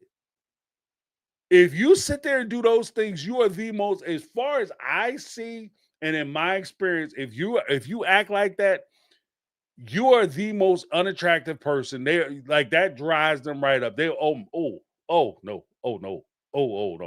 I've seen good looking dudes act like that. Women be super attracted to the dude, like, he's the one dude I knew. Girls called him Beautiful Man. They called him Beautiful Man. This motherfucking name was Beautiful Man, right? Until he opened his mouth. Because as soon as he came off thirsty, all of a sudden, his options dried right up. His opportunities dried right up. Because he just seemed desperate. He just seemed like he wanted it too bad. In fact, little game, quiet as kept. Usually, the more you want it, the more you got to try to play it down. Like, I could take it or leave it. I could take. I don't have to do nothing. You know what I mean? Then there's like, okay, he's been here before. He know what it is. Otherwise, it's just creepy and crazy if you act like you just desperate for it. And that's how Kody comes off. He comes off like he's desperate for it. And he's looking for this young man to be desperate, just as desperate as he is. So I don't know. It's just weird to me. But then we had another one from Sunny Bunny. Sorry, me again. I just forgot to mention something that really, really annoyed me this episode, which is when Kody said that unless you marry her, kissing another woman when you're dating is just kissing another man's future wife. And I found that to be so disgusting, because a woman cannot just be a consenting adult who likes being kissed, who consented to being kissed. She's either some man's daughter, or some man's wife, or some man's future wife. Like, she has to constantly be the property of a man. So then when marriage happens, it's actually an exchange of property between two men. Like, you go from your dad to your husband. And God, that's so disgusting to me. How about you just let your daughter enjoy dating and kissing? Like, it's fine, I don't know. I just find it so horrible the way he thinks about women, and you're absolutely right that he's objectifying Robin, and I think that's one of the reasons that I find his behavior so disgusting, apart from it being not okay to do in front of guests. Just turn off. But yeah. I think that it comes down to it. Like, I appreciate the histrionics of matrimony. Marriages were set, they were more or less business arrangements between families. But when even in the more modern recent interpretation of love, marriage, and relationships. How crazy is it? And I mean this shit. I'm legitimately asking this question. How crazy is it that you look at your daughter and essentially you say to your daughter, you're a burden. You're a burden. You don't really contribute anything to a relationship, life, or lifestyle. You're a burden. And this falls in line with a lot of what the manosphere people think. Women are burdens, right? To be born, not to be celebrated in relationship. But what do you think that does to her self-esteem? What's crazy to me is, and this is where it gets dangerous from the perspective of somebody in Robin's position. Kody says that he's so hurt by these previous relationships because these women, were modern, they were independent, and they hurt his feelings, and they were terrible people because of these things. And as you listen to him say these things about these women, did you think your kids were, immune from his interpretation? Did you think that he's looking at your daughters and saying, yeah, Christine, Mary, and Janelle failed because they were independent, they were strong, and they were making their own decisions as modern women. But your daughters are more than welcome to do those things. Or do you think that he's going to retroactively go back and try to make corrections on your daughter, your child, for what Christine, Mary, and Janelle did to him? Don't be like them. Don't have your own mind. Look for permissions. I'm going to look out for you until I pass that response. This is something he said before. I'm going to look out for you and take care of you until I pass that responsibility to another person, another man who's going to come in and make decisions for you. That shit is the most backwards thing in the world. You're not defending. And again, I go back to Kody's question. Do you love your child enough to where you're going to protect her from you? And that poisonous mentality. That's poison. Because Robin might sit there and talk about how she a woman because she said that before. I'm a woman and I don't want to talk to him like a man because he attacks me like a man and he talks to me like a man. You mean like an equal? Like he gives a shit about your opinion, like you have a say? And he's not your boss? Because that's the message that you're putting out there.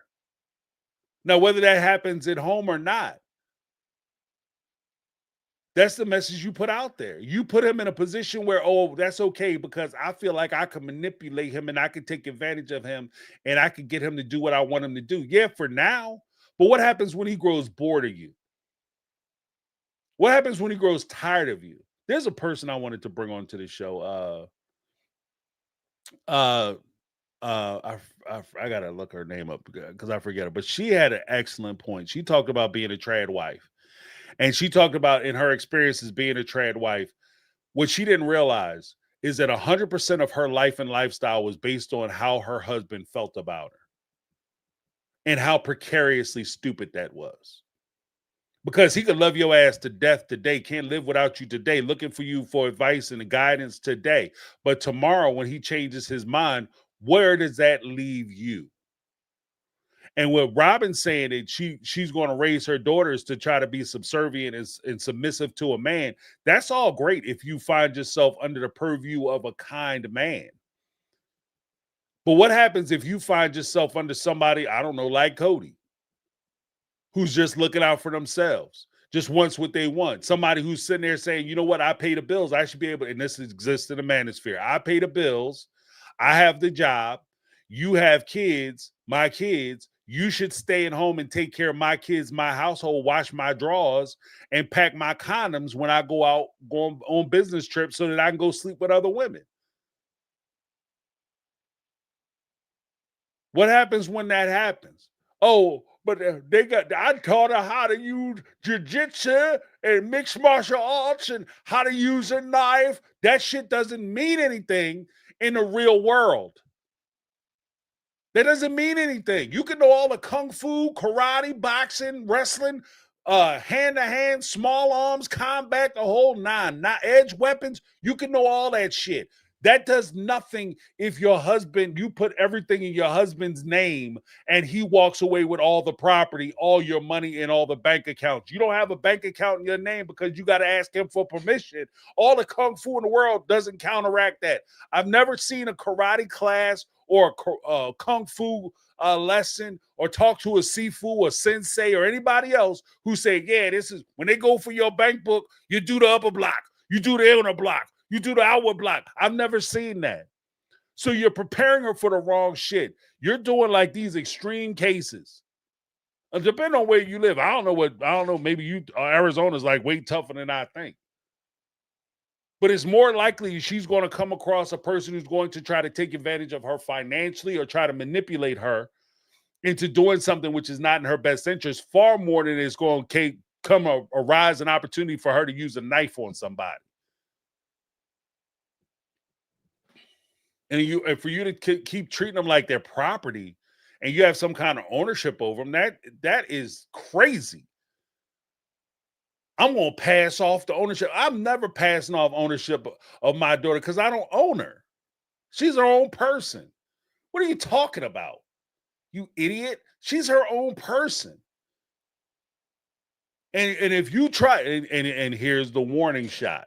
If you or anybody else on God's green earth tries to assert the fact that you have some kind of control over my child, not as long as I draw breath, not as long as I'm drawing breath on this mother, hell to the no.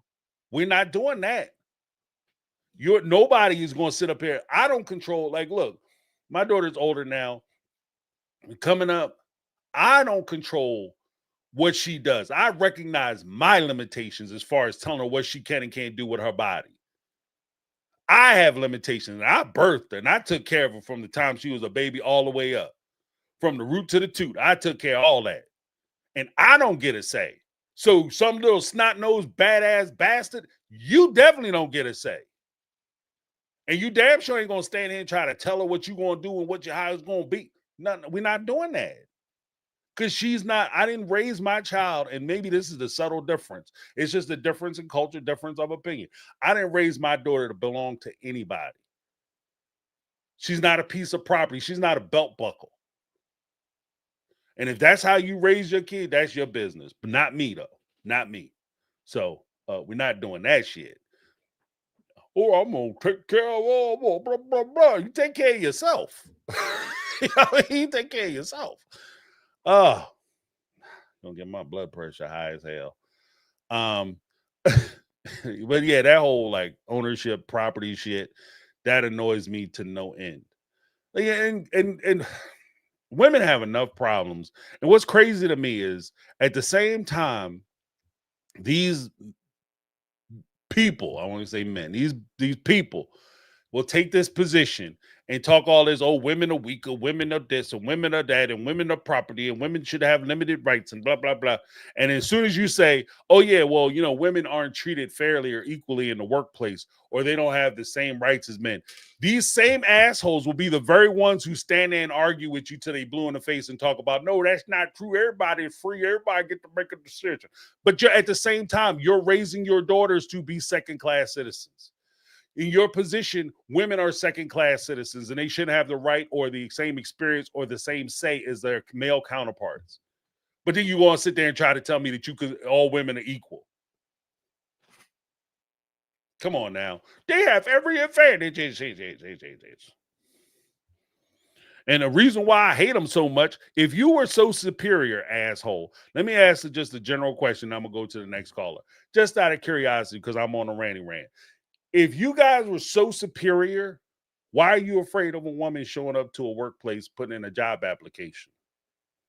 If you're so superior, why are you afraid of a woman going to a college, putting her name on a college admittance application? If you're so superior.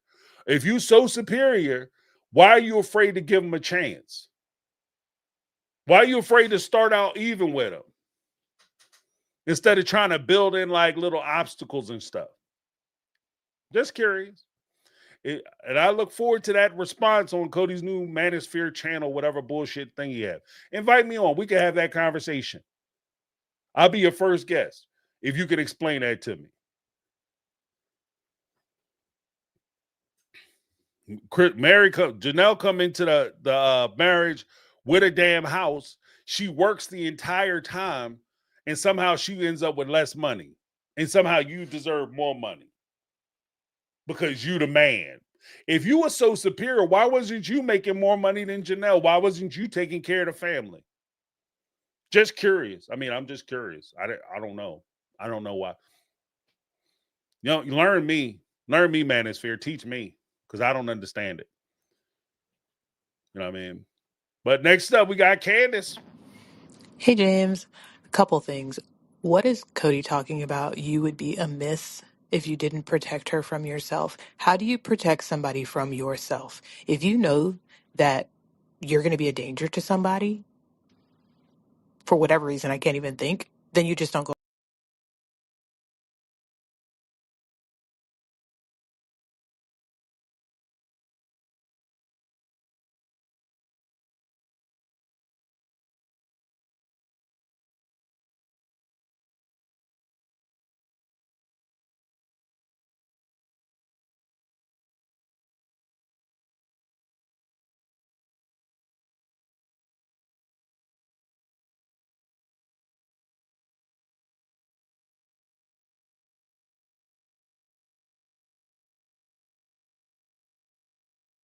Hi, hi, James. It's Candace again.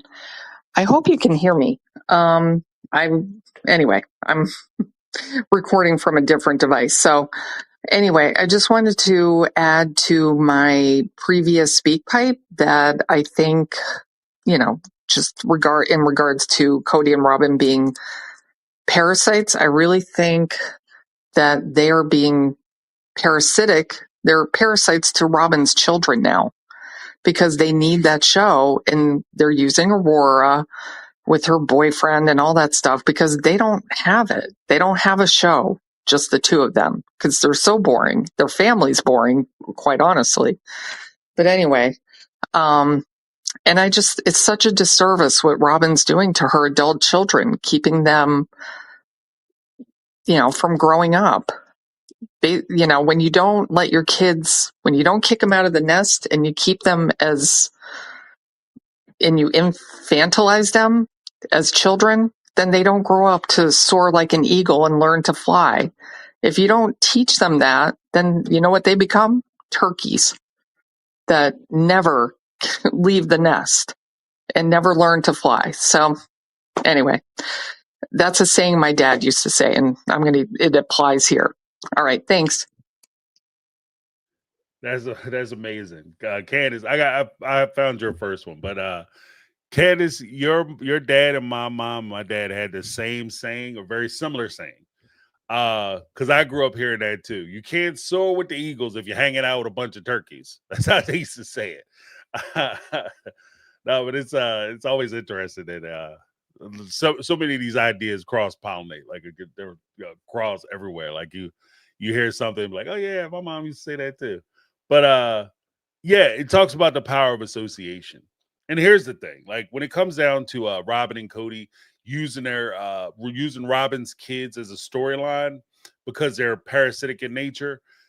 Like I said before, if you dare to venture to put these children on the show, they will get talked about. They're not safe.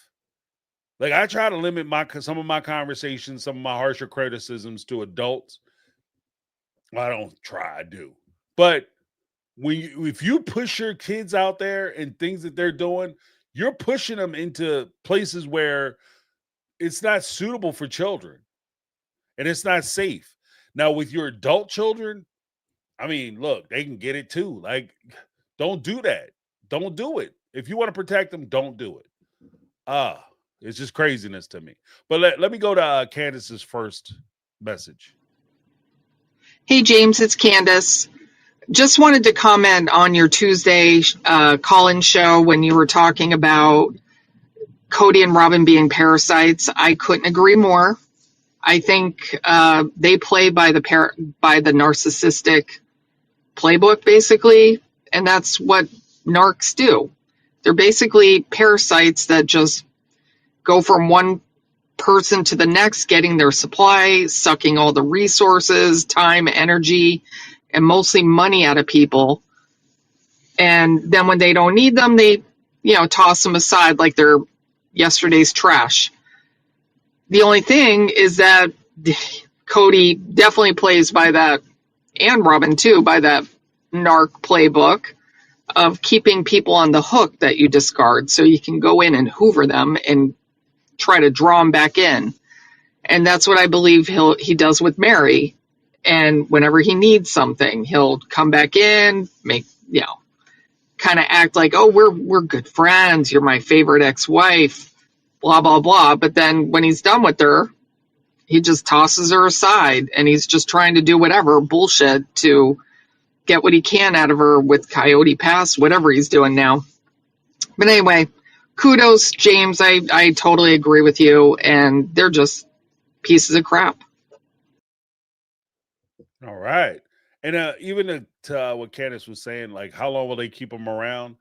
Yeah, it's just that when people like that use you, they will always keep you around if they think that they can get something from you.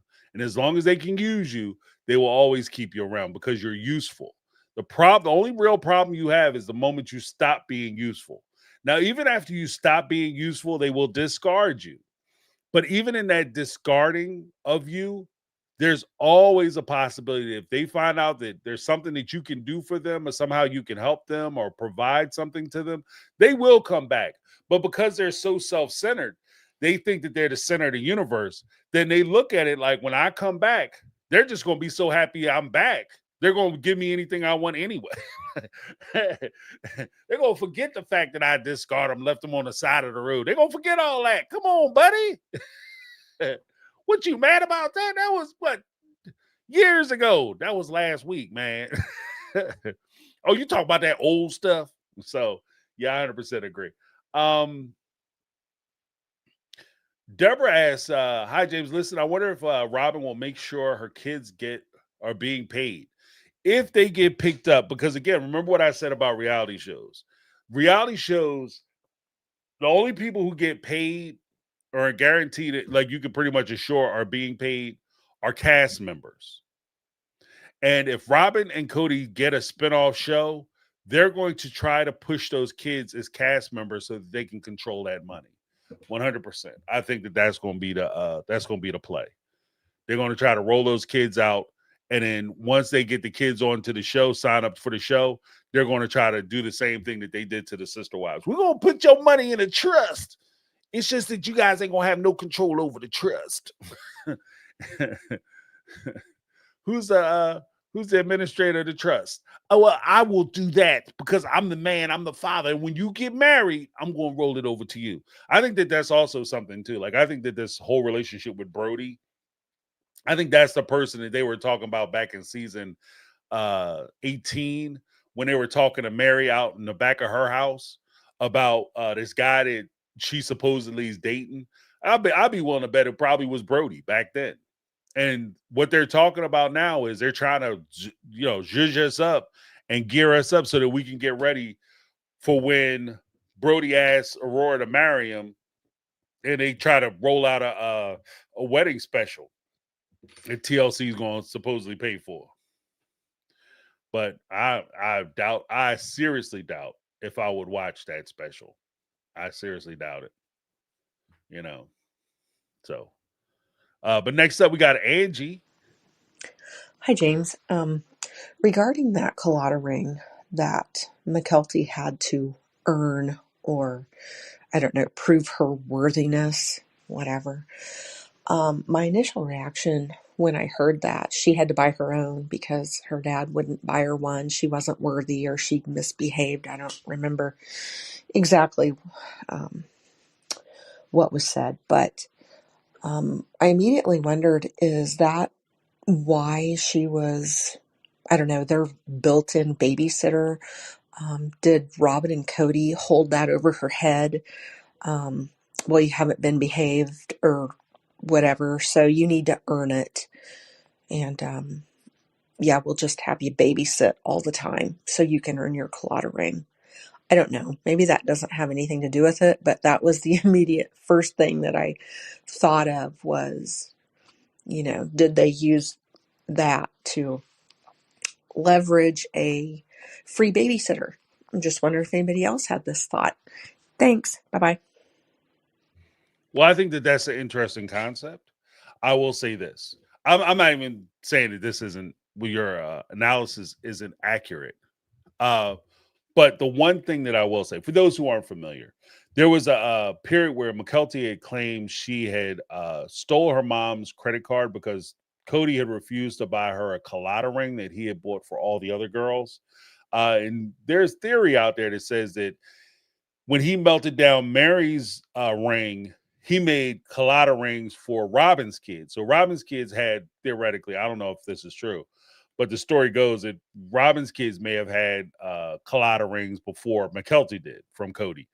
And so out of frustration, McKelty stole Christine's credit card, bought a colada ring that she was wearing. And at some later point, Robin had covered for McKelty, or covered for Kody, by saying, Kody and McKelty technically, by saying, Kody had bought her that ring, telling that to Christine. That's what Christine said, that Robin had covered that way.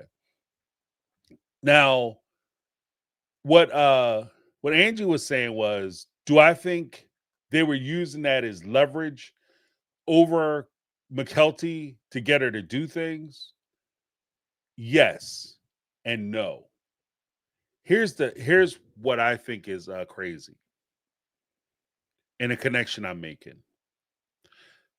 When my kids were coming up, I was adamant that my kids don't have secrets with adults, especially. They don't have secrets with adults and strangers. They don't have secrets between me as parents. They don't keep secrets from us, like, I'm gonna tell mom, or I'm gonna tell dad. I'm not gonna tell mom. I'm not gonna tell dad.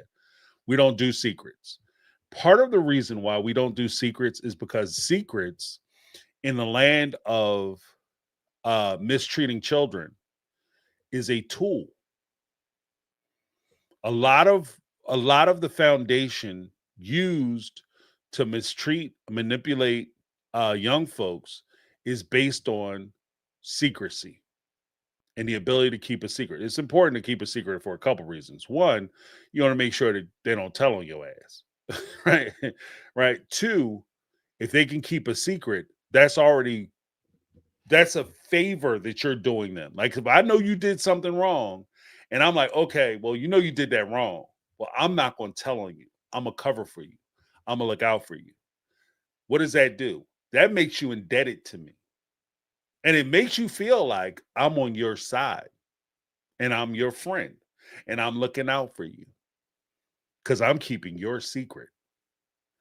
And then if you cultivate that just right, that person who has the secret feels like this person is looking out for them and they best friend, and they doing stuff for me that they're amazing, right? And they haven't done anything, really. So I think that might have been a tactic that Robin used to ingratiate herself to McKelty, and at the same time make McKelty feel like their relationship and their relationship bond was a lot stronger than it actually was.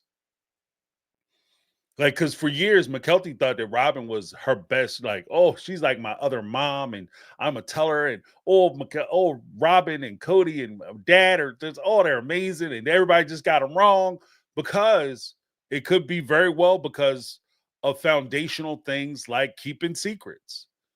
You do something wrong, everybody else is coming down on her for doing this thing wrong. I'm going to keep you a secret. But then you can also turn that secret, like, especially if you build these secrets almost like chits. You build up so many chits, so many credits towards that secret, then that one secret can lead to another secret. Because not only do I have your secret, but I can convince you to do the wrong thing too. Because all I have to say is, well, if you don't do this, then I'm gonna have to tell your mom about the secret that I'm keeping. Or if they say, I'm gonna tell on you. No, you're not, because if you tell on me, I'm gonna have to tell on you. And They already think you're a liar, because the other component to that and keeping that kind of secret, like keeping those secrets, is the down talk or playing off portion. So it's not just the fact you're keeping a secret, but you're blowing up and saying that if your parents, if Christine ever found out you stole this from her, I mean, she's already embarrassed of you. She's already ashamed of you. But if you go in there and tell her you're a thief, oh my goodness. Woo, she would lose her mind. See, now I feel like I'm really in debt with you because you're doing this. And if it comes out, then I could be destroyed.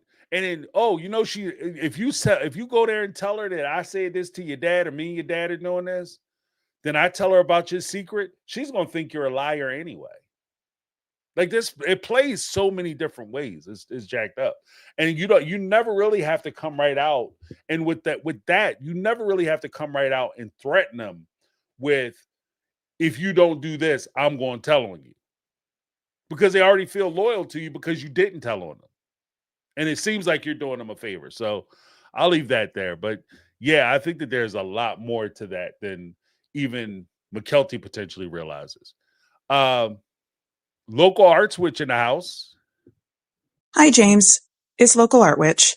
I have a question for you in regards to your Facebook page and your YouTube. It's not Sister Wives related. I've noticed that a bunch of us will mention other creators. I have done it too. And sometimes that is in relation to Sister Wives stuff.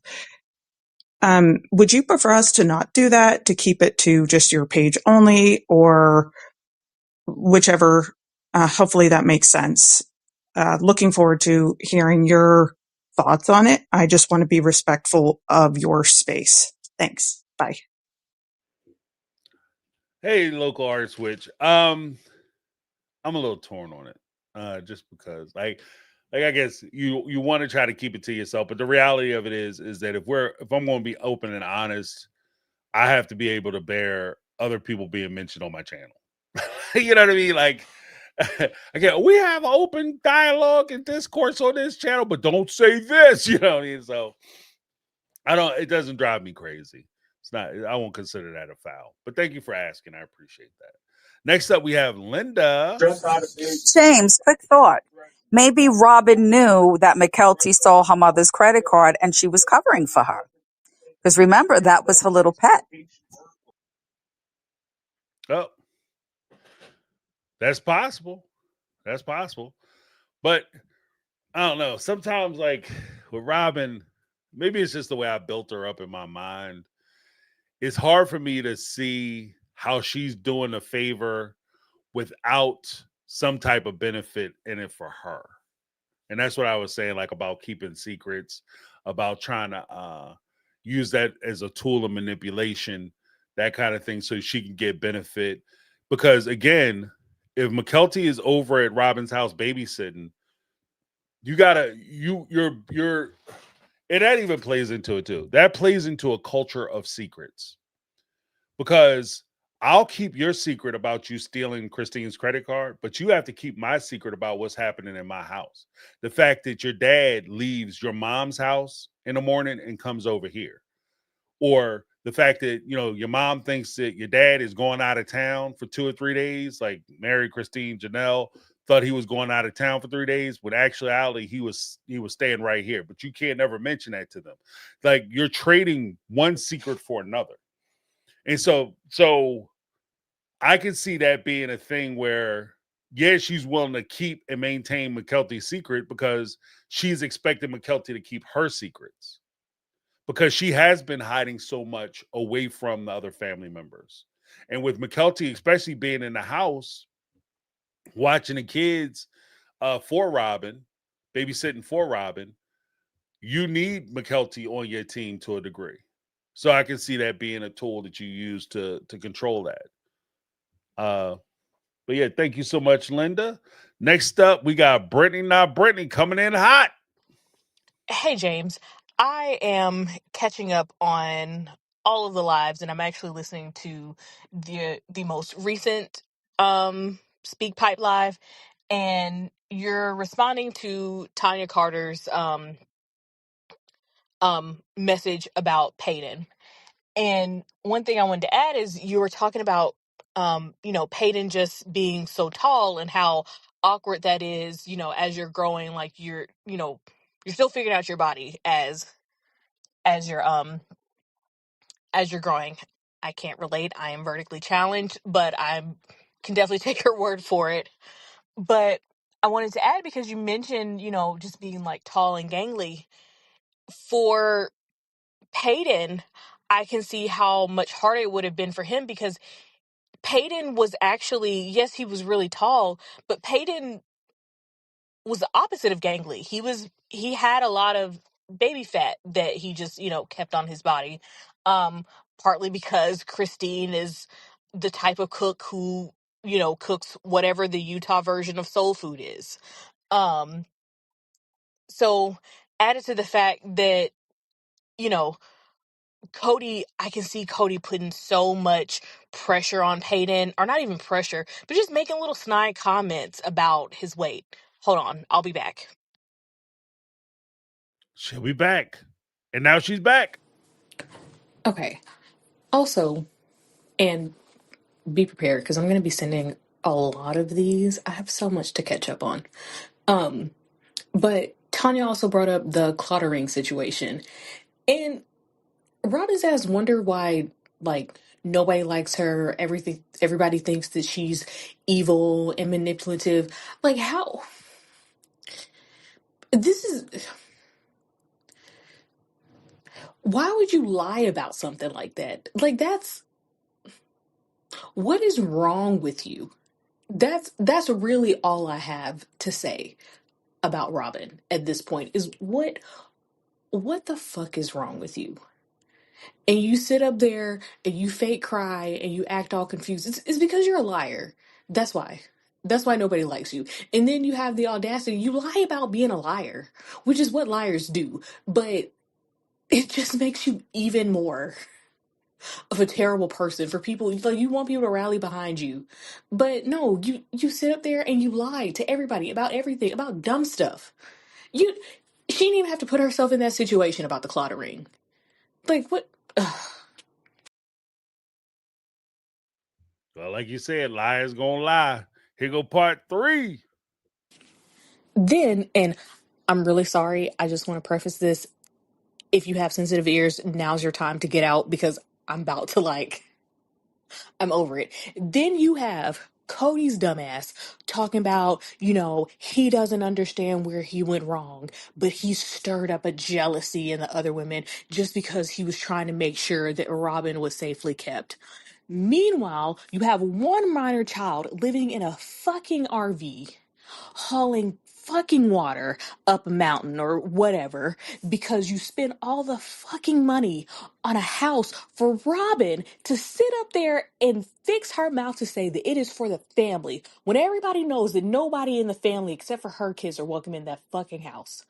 Then you have another child that you demand postpone a life-changing surgery just so Robin's ass can lay up in a house that all the other women paid for to be safely kept. Y'all done lost y'all fucking mind. Go to hell. Go to hell. No, fuck you. Fuck you and the horse you rode in on in season 2. She's not angry at all, y'all. No, look, I think that when it comes down to Robin and the thing, like I said, that house, that's Cody's house. That's Cody's house. And I think he should take the hit for that. I think Robin takes the brunt of it. I think she tries to clean that shit up by saying, this is for the family. And I didn't want this house. It's for the family. But both of them were benefiting like a mug. So they didn't give a damn about that family. It was all about what they could get from the family. And they got as much as they could. And that's why they pissed. But Brittany had some more stuff. Hey, James, I'm back. Another thing is Kody talking about how, his stank, his funk, like, just ill. But You know what's crazy is like Kody really, that's how you know that he's in the whole manosphere thing, because one of the things that a lot of at least like in my generation manosphere guys talk about is they'll be like, oh, in high school, girls didn't like me, they only wanted, the thugs and the da da da da, they didn't want the good guy.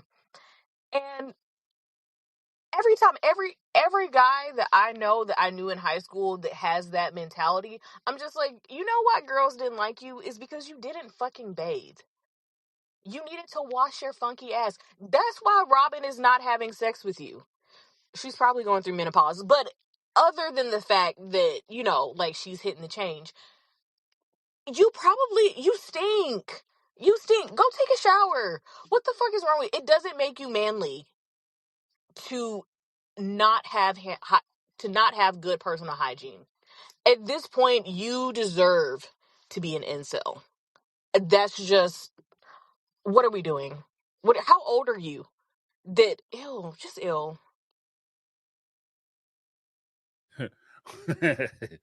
Well, look, I'm gonna put it like this. When it comes to like the nice guy thing, here's the thing. When I was little, the girls only wanted the tough guys, the drug dealers, the bad boys, blah, blah, blah. 9 times out of 10, what were the bad boys? Like, aside from, like, we'll put the money on the back burner. But aside from, like, the bad boys, typically bad boys were what I was talking about earlier. These are just guys with extreme confidence 90% of the time. These guys just have confidence. And so they're not sitting there begging and waiting and acting like they're not used to it. And, oh, I got to get it. I got to have it. Oh, I'll do whatever you want. They are guys who have confidence. They respect themselves for the most part. Like, whatever. They just exude. Like, they typically have like maybe like the preschoolers version of confidence. And that's the bad boy. Then they talk about like, oh, they had these guys who have money and this, that, and other. And I always got rejected. Here's the thing. You were rejected by somebody who didn't want you, but only wanted what you have. You actually made out better. It might have hurt at the time, but you made out better. Why? Because as the one meme says, it was described to Bernie Mac, but I don't know how true it is. The money will get you the woman that you want. The struggle will get you the woman that you need. Okay? If you have a bunch of money, and if you didn't have any money when you were younger and all the girls made fun of you because of your busted up clothes, busted down clothes, and the way you talked and carried yourself, and then all of a sudden you start getting money, they're not dating you. They're dating your money. They're dating your wallet. You ass. Learn the difference. This is something that's talked about a lot in the manosphere. And you guys wonder why you get played out and why you get used. That's why. That's why. So there's that. Then you have the guys who always say, I'm a nice guy. Here's the thing. 90% of the guys who say they're nice guys, they wouldn't do the girl that way. That's because you're not in a position to do it. Most of the guys who say that shit, that they're nice guys, they aren't nice guys. They just wish that they were in a position where they think that they would be better for these women than guys that perhaps they're dating currently. But if they were getting women the way that they wanted to get women, or the women that they were attracted to, they probably wouldn't. They would be just as bad as the guys that they're talking shit about.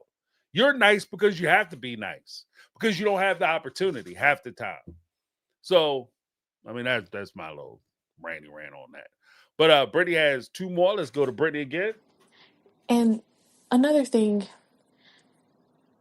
for Gabe, we always talk about how hard it was for Gabe. It was hard for all of them, but for Gabe especially, I also have to acknowledge, because you're talking about, the how Kody was so invested in the older boys, Hunter and Logan, and how, he was all invested because they were like super sports players. Gabe also wrestled. And I'm sure he did that, one, because he enjoyed it, but also to have some sort of, common thread between him and Kody. And then Kody forced them to move to a whole other state and took away his opportunity at having that connection to Kody. And then Kody proceeded to ignore him. And from Gabe's perspective, I could see him being so frustrated with Kody in the sense of like, I did this shit just for you. I did this for you. And then you take it away from me. And then you ignore me because now we don't have anything in common because you took away the one thing that we had in common. Kody needs his ass whooped. As Karma Cuties always says. He needs his ass whooped. Oh, here's the thing. I think that the problem that Gabe has is actually on a couple levels. One, I think that is kind of a hurt piece. Like because you grow up with a certain expectation. If you do a certain thing, you'll get a certain result. He watched his brothers, Logan and Hunter. They did these things. Dad was very excited. He used to come around all the time. He used to talk about how proud he was of them. If I do these things, I'll get the same result. The problem that Gabe had wasn't the fact that he was doing these things and all of a sudden Kody became disinterested. Here's a point where Robin actually might have been jealous and prevented that relationship. Because if Gabe was in a position where he was coming up, Gabe is around the same age as Dayton. And if he's coming up and Kody is spending all his time over at Gabe's house because Gabe is wrestling, he's doing football, and Dayton isn't, or if he is doing it, he's not doing it to the same proficiency and at the same level as Gabriel is, then Robin will actively try to dismantle that relationship or disincentivize Kody from going over to that house to spend time with Gabe. Because the more time he would spend with Gabe, the less time he's spending over at her house, the less time he's spending with Dayton, and the less influence she would have as far as her control over Kody's time, attention, affection, and finances. So you sabotage that relationship. And that's a possibility. Because it is a little weird that, Gabe was Gabe was at the same point as but yeah, he was like the twin of Aurora and Gwen, but really Gwen, not so much Aurora. But Gabe, Garrison, Dayton used to all hang out together. That was like Dayton and Peyton. That was like the core group of that generation. So with that, Robin would have been forced to go to those games. She would have been forced to have Kody go over to Janelle's house for practices.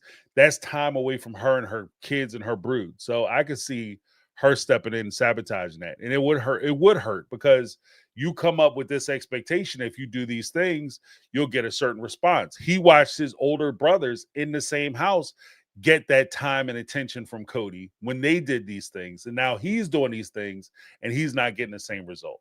So I think that's a fair point. Next up, we have Brittany's last message.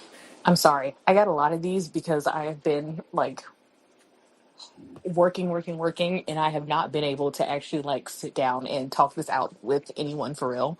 But another thing about Robin's manipulation, going even further than the cluttering with Mykelti is Mykelti trusted Robin. So I can see Mykelti telling Robin a lot of stuff that she's doing and then Robin running back to Kody. And then Kody using that against Mykelti.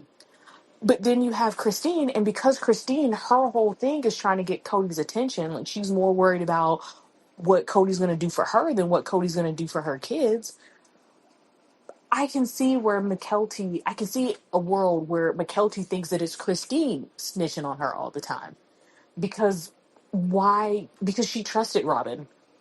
She trusted Robin, which is, it's crazy. And I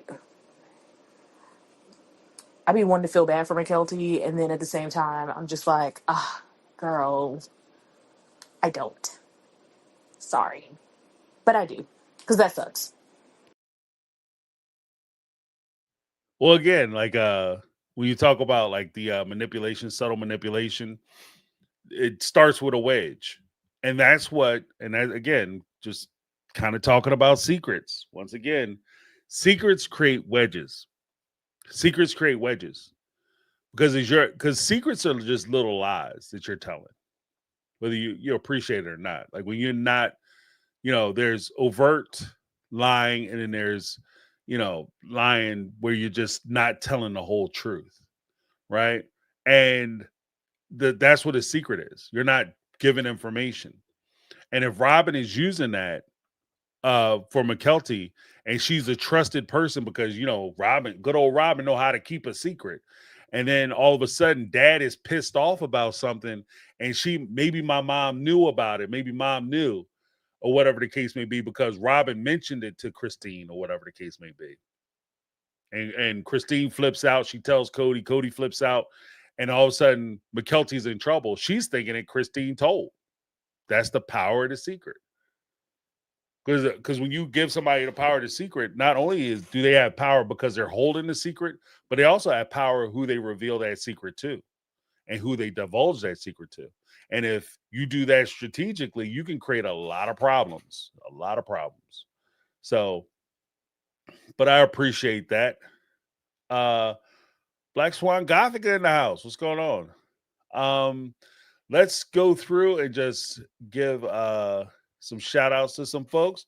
Give a big shout out to Ty and JB. Appreciate the super chats, as well as everybody who called in and left a message for the Speak Pipe extravaganza. We had Takia. We had Mary. Hold on one second. Let me call my thing up. Why is that looking like that? Ooh, trying to be difficult. We had Takia, Mary, Charlotte. I think that's not Charlotte. She's from Charlotte. But Tanya, we had Tanya Kata, Candace, we had Sunny Bunny, we had Brittany, not Brittany, bringing the heat and the fire. We had Angie, we had Local Arts Witch, and we had Linda in the house. Thank you guys so much for the super chats, as well as for the messages. If you guys want to leave a message on SpeakPipe, please feel free to do that. We do this every week where we listen to the messages. I give my reaction to them. Make sure you check us out on Sunday for the after show party. We'll see how it goes. Hopefully the show starts to pick up. Hopefully it starts to pick up, but we shall see. We also had another contribution from Lizzie B, gifted one My Take on Reality membership, which reminds me we have a Saturday afternoon roundtable for members. You guys call everybody up and you guys can talk amongst each other. And it's just a really cool time. We talk about not just sister wives, we talk about any plethora of things. They kind of come across the table. So it's a really good time. So check that out. And if you want to leave a message for SpeakPipe, thank you, Lizzie B. We have, before we do that, let me hold on one second. Before we do that, let me give Lizzie B a little something. Hold up, y'all.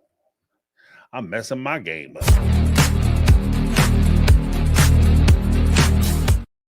But then we have like the Saturday noon roundtable. Live stream, join the channel, become a member to get access. Thank you so much, Lizzie B. And if you want to leave a message on SpeakPipe, here is the SpeakPipe information.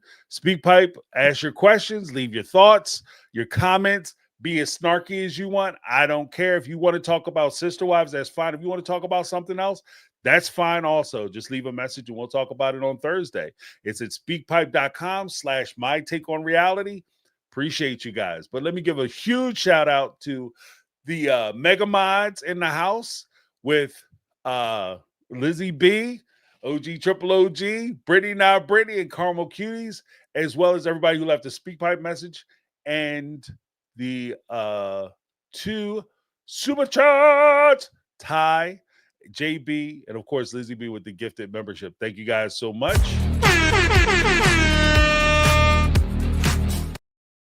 And I want to thank you guys so much for keeping the show alive, well, thriving, and awesome, because you guys make the channel. And without you guys, it wouldn't be much of a show. So I appreciate you. Thank you so much. I appreciate the discourse. I appreciate the observations. I even appreciate the challenges. So if you guys have an opinion, even if it differs from mine, we do not run here at My Take on Reality. We do not run the kind of channel where if you disagree with me, I'm gonna bang you for life. No.